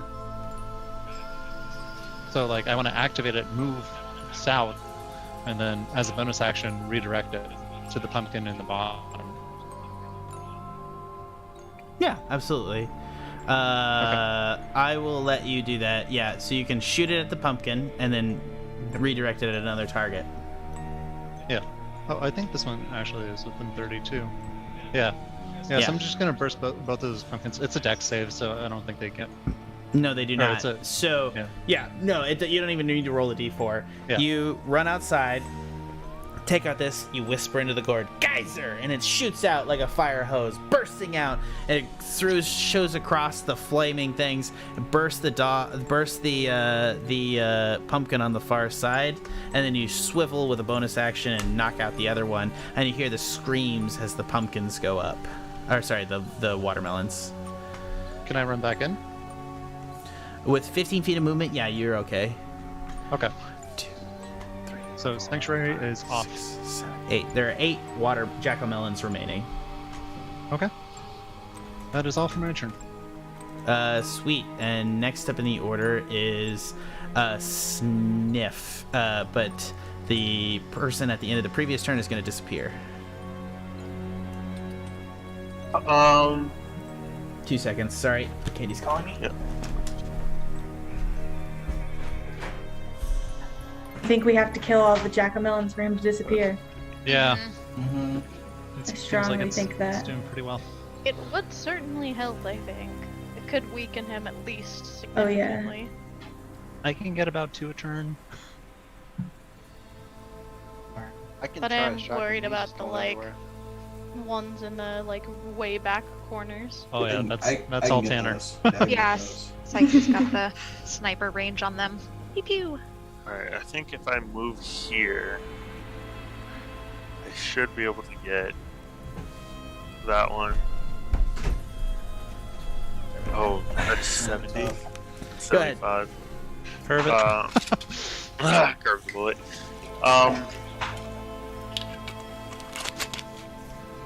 Alright, yeah, so I'm gonna... Actually, that might not be the best idea. You know what? Fuck it. Fuck Ruby Lane. I'm going to shoot this watermelon down here. Oh. This one right here. Mm-hmm. Sorry, he's not there. He just... Yeah, I'm shooting the watermelon. Perfect. Pops. Yep. And then...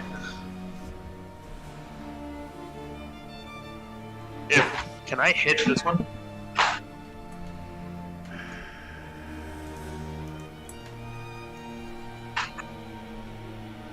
I'll take it at disadvantage if I have to. Yeah, take it with disadvantage. Roll it. It's gonna actually have an AC for this.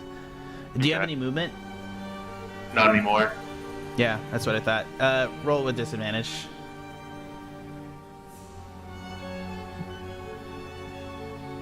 Oh, any. Ouch. That will not hit. It bounces off the yeah, you just don't have the line, man. It doesn't. It's the Yeah. gunshot goes off, but it doesn't shoot anything.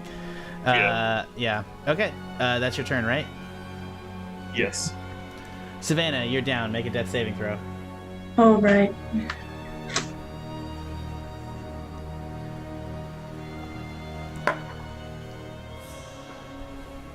No, a 2, a 3. No. Oh. All right, so that's a first failure on Savannah. All right.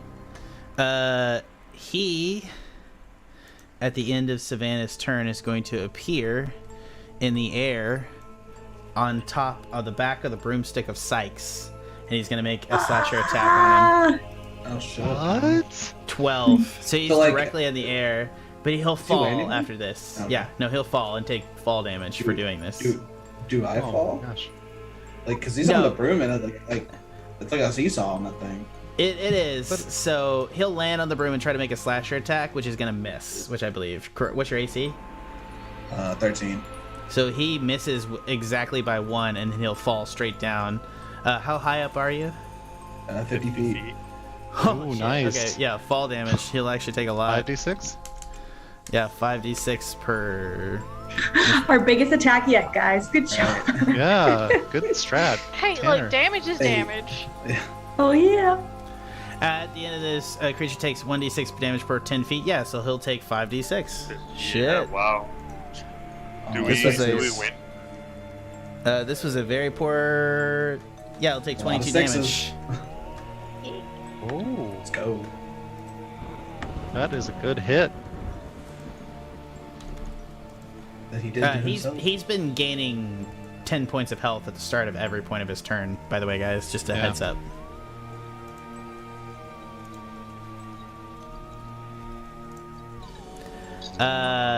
Yeah. So that's Sykes' turn. Well, actually, no. It's the start of Sykes' turn because he jumped up there to attack you, but he's directly down on you. What do you want to do, Sykes? Yeah, I'll fly up further. I'll go up another 50 feet, and I'll target these guys this time in the back corner. The Eldritch Blast, 18. Nice. Nice. Which one are you targeting? Let's go with this one right here, the cat-eared one. Yeah, you pop it. Sweet. That's it for Sikes. Val, you're up. You're up. You can use 15 feet of movement and get up I'm if you going- want. That's exactly what I'm gonna do. I'm gonna use half my movement to get up, and then I'm going to use I'm gonna use double movement. No action this turn. So I have 60 feet, so I'm gonna use 15 to get up, and I'm going to use the rest to get right next to him. Do it. And I want to be on this side.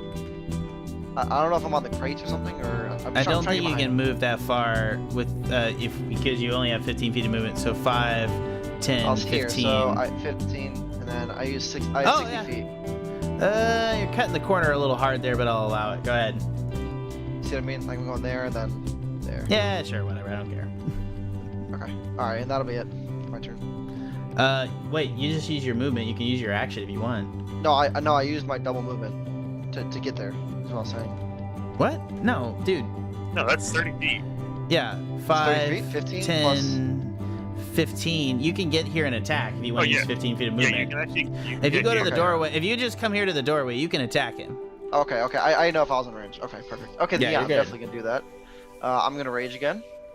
And am I flanking him? You should be prone. He fell. Yeah, he fell off a.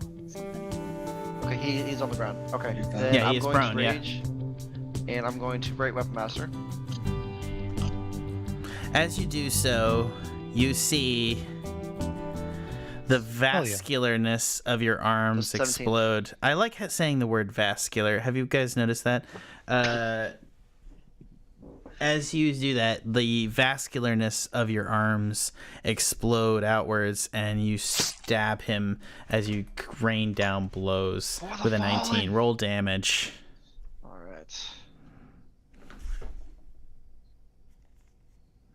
+2, 12. Because I'm raging. +10. Yeah, So 10 13, damage. 23. 23 damage. I want to say this. The creature is currently bloodied until his turn, obviously. Oh, jeez. Okay.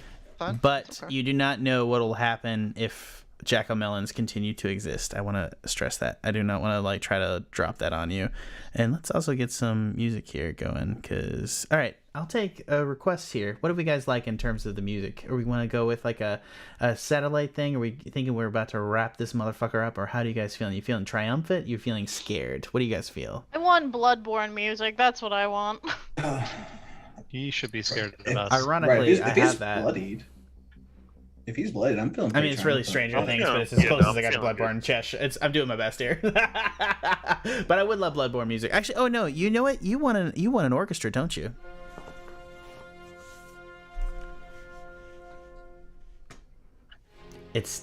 I know it's not Bloodborne, but it's Twitch channel appropriate. I'll take it. If I must. I do. We should try to get money for Artlist or something where we can get some legit music, but that's another discussion. All right. Yeah. Actually, you know what? Let's do this.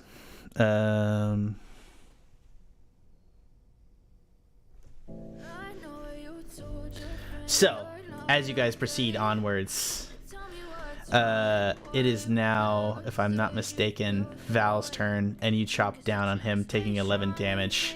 Anything else you want to do, Val? Otherwise, it's Silver's turn with 4 health. What do you want to do? It was 23 damage.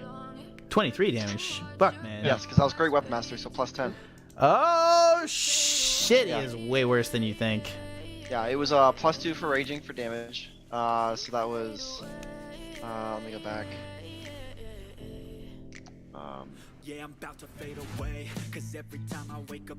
So it was 14 +10, so 24 damage. Jesus Christ. Yeah, that does a shitload of damage, and yeah.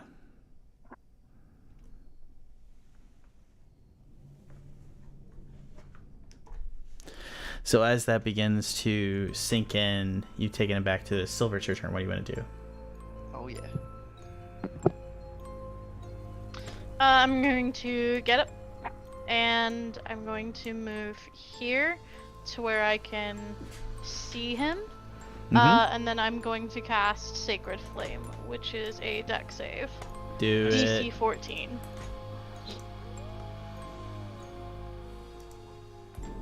He will fail and take 6 radiant damage. Which 12, will double right? to 'Cause 12. he's vulnerable. That'll take 12. Yeah. And as much as I would like to go outside and do a thing, I cannot. not.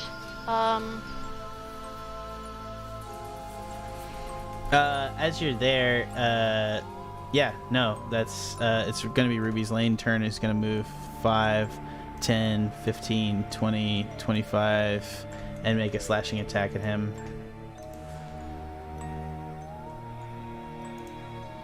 Which will be 15, which will hit and do 8 slicing damage. It's at advantage, right? Because he's prone. That is correct. I'm crit fishing. Crit, Ruby. Oh, yeah, I mean, Come on, if it Ruby. does. Channel your anger. Ah, close. It doesn't matter, though, because as she bears down on him, she starts slicing away, and he's eviscerated as his body begins to do that. But we'll see what happens coming up on his turn. Liv, it's your turn now. So Liv is going to start by casting Healing Word on Savannah, which is 60 feet? that'll be second level. Last spell slot.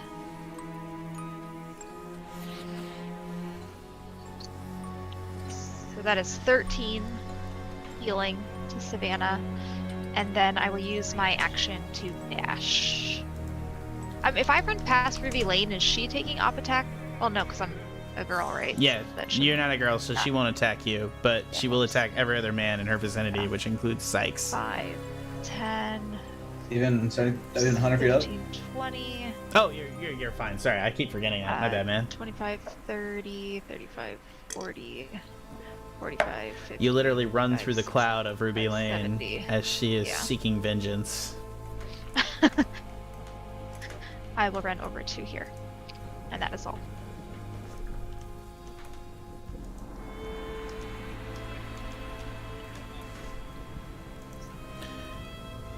As you're sitting there, No. it now becomes the slasher's turn.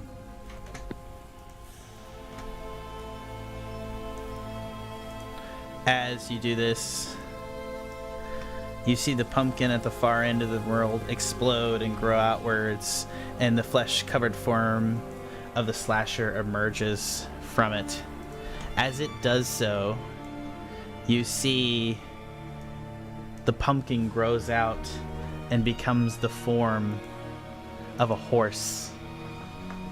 And as it does it, you see that the slasher grows out in a skeletal, fleshy form as the headless slasher takes on the form of the pumpkin grows up, and you see the face of Friar Fear finally inside it as it holds the jack-o'-melon in one hand that contains the head of Friar Fear, and in its other an axe forms, and it is now fully formed on one end, and it charges around 5, 10, and it's going to make some attacks.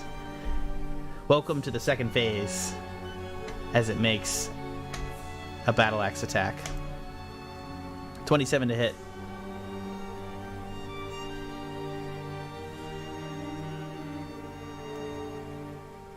That's correct to you, Liv, right? I mean, obviously. Does 27 hit?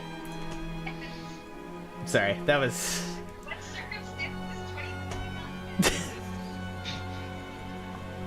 Stay toxic, DMs. Yeah, no, it hits. And as it hits, it's gonna do 28 damage, necrotic damage plus 8 slashing, which will be 36 points of damage, I think. Oh my god. Alright. Liv, as the axe connects with your neck, he will remove your head from your shoulders, ripping it off your body. He will then pull the head up, and you cannot spawn. Your soul is trapped inside your severed head that he now holds. He's going to take a second action. Liv, you've used all your spell slots, right? Or how many spell slots do you have left? I can't hear you, Liv. Go ahead. This is an important time for me to hear you. Oh, sorry. Yeah, that's it. That is all my spell slots. Yeah, okay. So he is going to use hold up your head and use Sacred Flame, channeling you as a jack-o'-melon grows out from his hand around your head. And he is going to cast Sacred Flame on, I believe, 60 feet. So it's going to be on, actually, let's see here. 50, so you're 30 up. So he's going to move into attack range of Savannah. And as he does so, dragging the body of Liv with him, he's going to move within range and cast Sacred Flame. Make a Dex 13 saving throw, Sikes. I'm 100 feet up. Oh, you're 100 feet up. Okay. He's going to ride back and give you actually, do you, Savannah, where are you?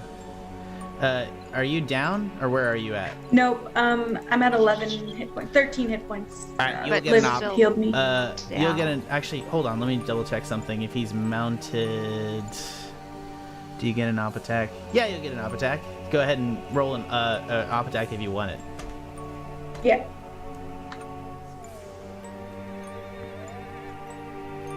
$15 to hit. 15 will hit still.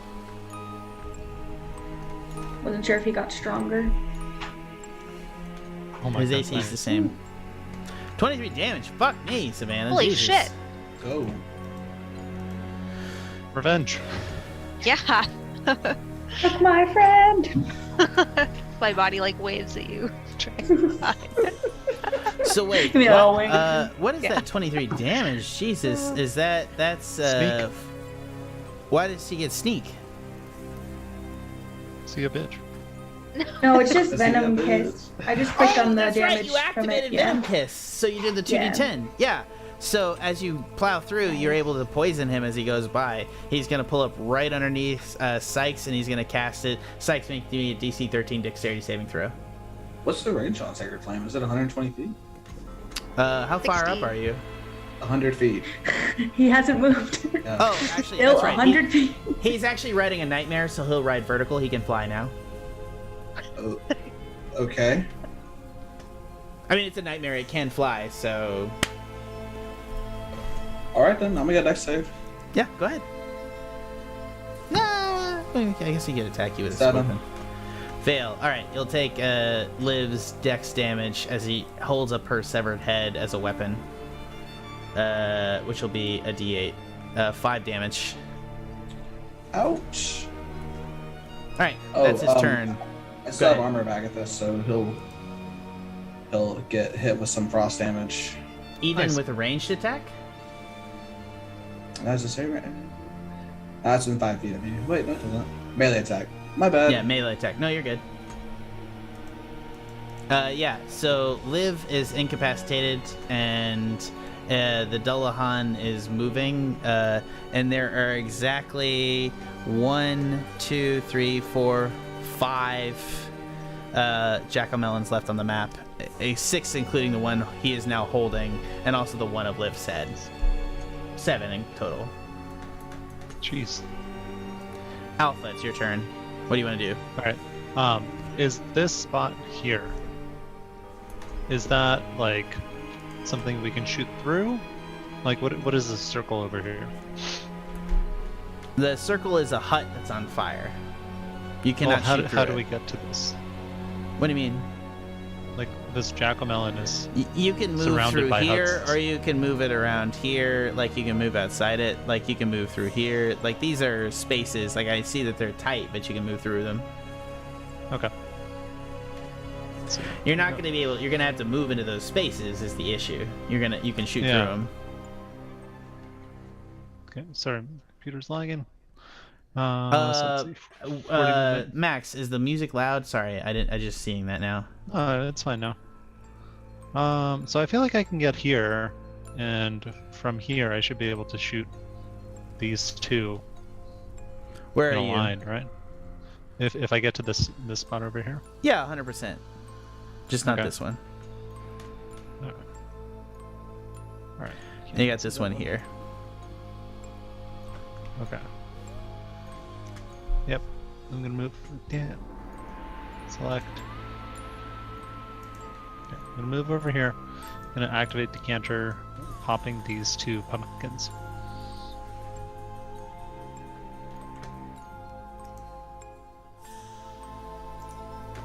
that's going to be my action. All right. So where are you doing? What are you doing? You moved here. Yeah. And I'm how actually- did you move here that quickly? Well, I have 40 feet of movement. Oh, so I'm a monk.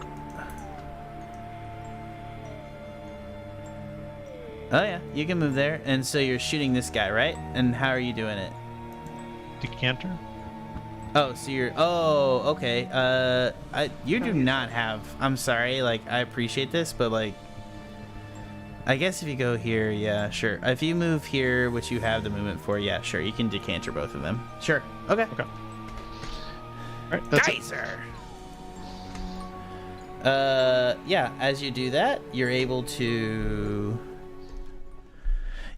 decanter two of these things as they fire off, blowing up two of them in order as you pull them down. Let me pull your character down. You're able to pull down, shoot through them, blowing two of them up, and now there are only a remaining of two. And top of the order, so that was your turn, and that was Alpha's, and now it is Sniff. Sniff, you're down here. What do you want to do?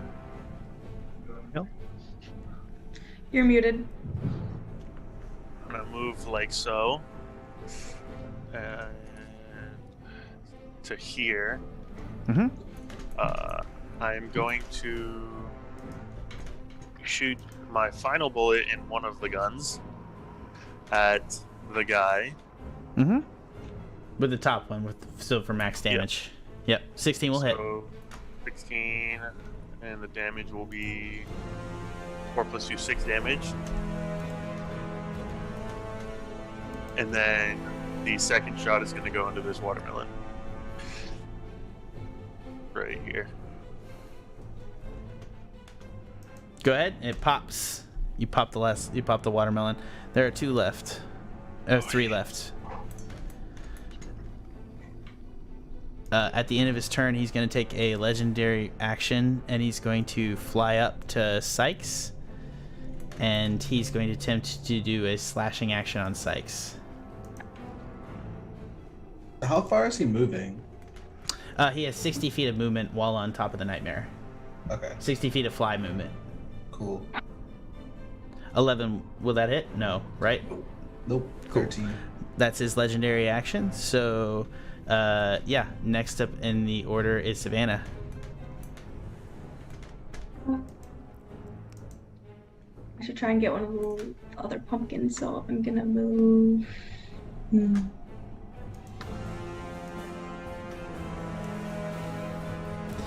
As you sneak around the corner, you see in the far corner the bandit captain Winifred on the far side. He's sneaking around and he's stabbing one of the pumpkins for you guys. Nice, thanks, mister. Winifred stabs the pumpkin and pops one. There's only one left. There's only two left. One in his hand and one over here. Yay, Winnie. I'm gonna shoot the one in front of me with one of my psychic blades. You toss out a mental blade. You focus it into a sharp point. Ooh, nat 20. Toss it overhand. Toss it overhand. And it pops the pumpkin, and you hear him scream. As the only pumpkin, he's turning around. He's in midair, and he's screaming. It is now Sikes' turn. As he looks at you, Sikes, how far up is he? In the air? Is he far up in the air? If he's attacking physically Sikes, he's got to be 100 feet in the air. So from your never mind. position, hold I on. can't From hit your him. position, he's 50 feet at a 100-foot angle. It's farther than 60, so. Yeah, that's fair. That's fair. Yeah. That's all we need to know. No He's math. in the air. He looks at you. He's you see the head of Friar Fear look at you, Sikes, and you see him say, You must understand, this isn't about you or me or the physicality of our existence. This is about the survival of the flesh, the survival of humans, the survival of beings, perception. We're trying to merge here. Revn is an experiment to see if we can all, our individual consciousness, become a god that can fight back against an uncaring cosmos. Please, Sikes, you have to understand.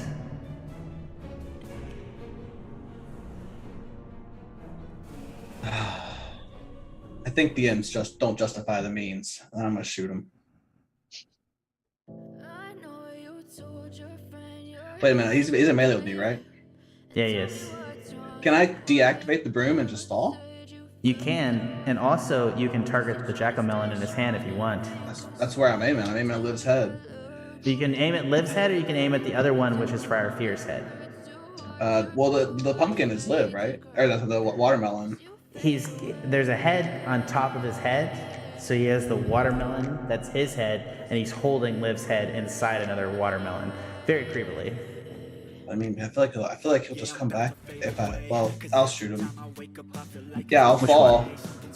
Fire Fear's head. Well, I'm confused. God, I'll hit Liv's head because I'm pretty sure he'll use that to respond with. Liv pops.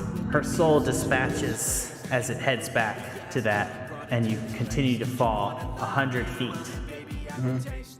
Do you want to try to... It's a free action to speak the command word, right? To activate the broom. Yeah, so you're trying to free fall. How far you want to free fall? You got the voice on.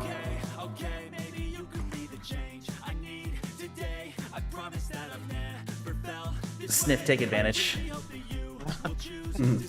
Gladly. So yeah, I want to activate with the command word and start flying again. If I'm allowed to do that. Absolutely. You plummet at, let's say, 40 feet. 20 feet hovering about the ground as you shoot in the direction, popping Liv, freeing her. Val, it's your turn. Alright. As Sikes' turn ends, he disappears. Who disappears? The rider. You don't know where he is.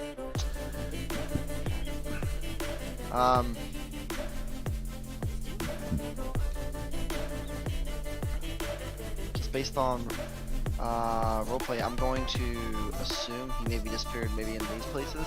I don't see him over here, right? Like he's not visible. He's behind something, or no? He's just gone. We don't know where he is. Okay. He like vanishes.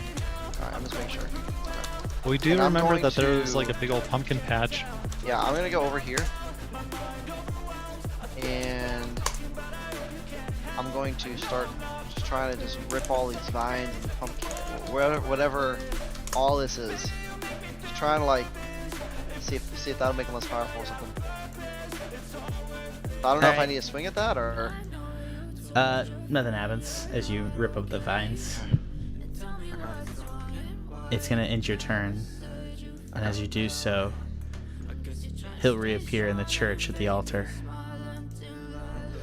He's gonna draw back, and he's going to attempt on his turn to light his axe by drawing it across the stone as he strikes down and fails.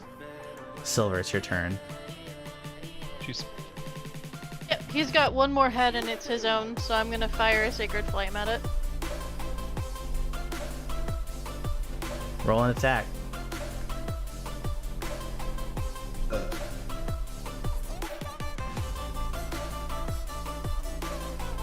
Well, it's That a is save. a DC 14 dex save that he needs to make.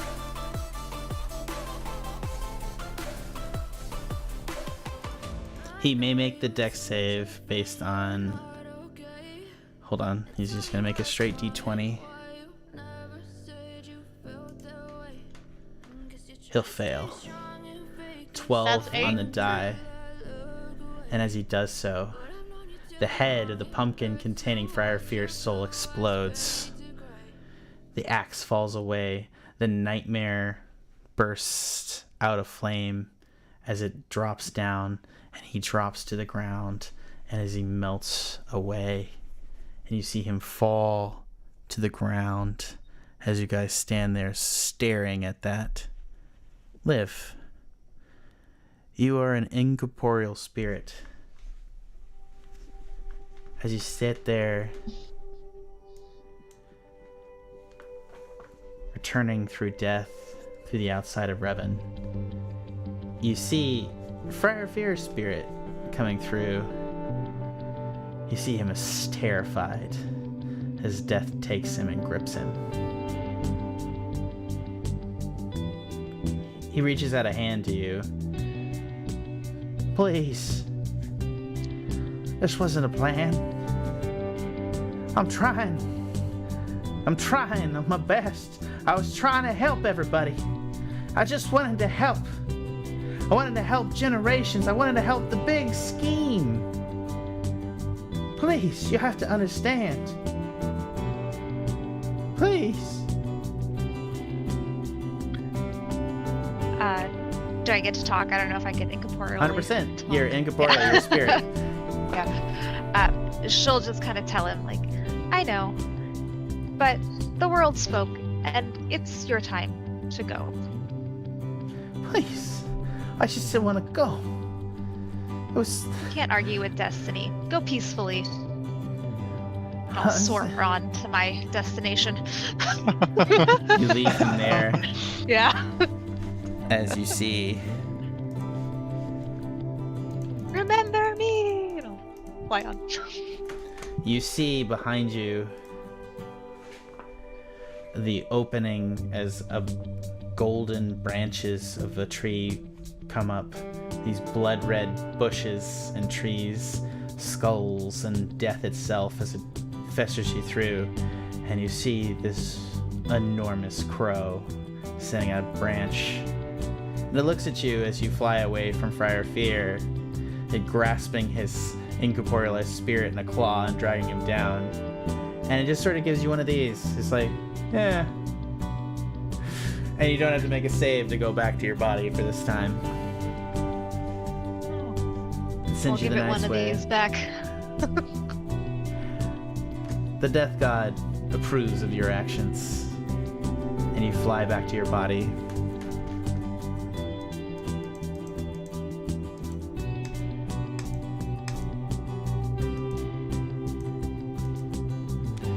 "30 minutes pass as you emerge back into reality. You see on the ground that, without the absence of everyone else, Winithred has come to the town with a group of his gang members, and he's coming in. Savannah has managed to knock open the magical shackles of the majority of the children in the church, and you see that the people of Faerington are beginning to emerge from the pumpkin swallow in the side area of the church. And the clouds clear as the sun fully pulls up over Faerington for the first time in a century, truly shining over everyone here. Congratulations, everyone. You defeated the cardinal beast of the east. Well, north, south. Yes. Never eat. Yeah, Let's east. go. Yeah. Congratulations. Yeah. Yay, team! Holy shit. Fucking hits hard, by the way. Just saying. Yeah. We did it. Yeah. What do you mean? It One doesn't shot hit did. people. Yeah. Yeah, I was next to him like most of the time. I got a What do you lot of mean? Yeah, sanity. I was I got a lot literally of sitting sanity. there. I got a lot of sanity damage to calculate. You gotta take serious. Yeah, sanity I'm at like damage 3 today. sanity. It's insane. We gotta talk about that. But yeah, we'll talk about that next week. But I'll say this: as you all sit there looking over the horizon at the first sunrise in Revon, like the first really truly gorgeous sunrise, everybody gets a point back. Cause why the fuck not? Sanity? Yeah. Sand. Fun is good. 4. Was I the only person to not get hit? I didn't get hit. Oh, you didn't? Okay.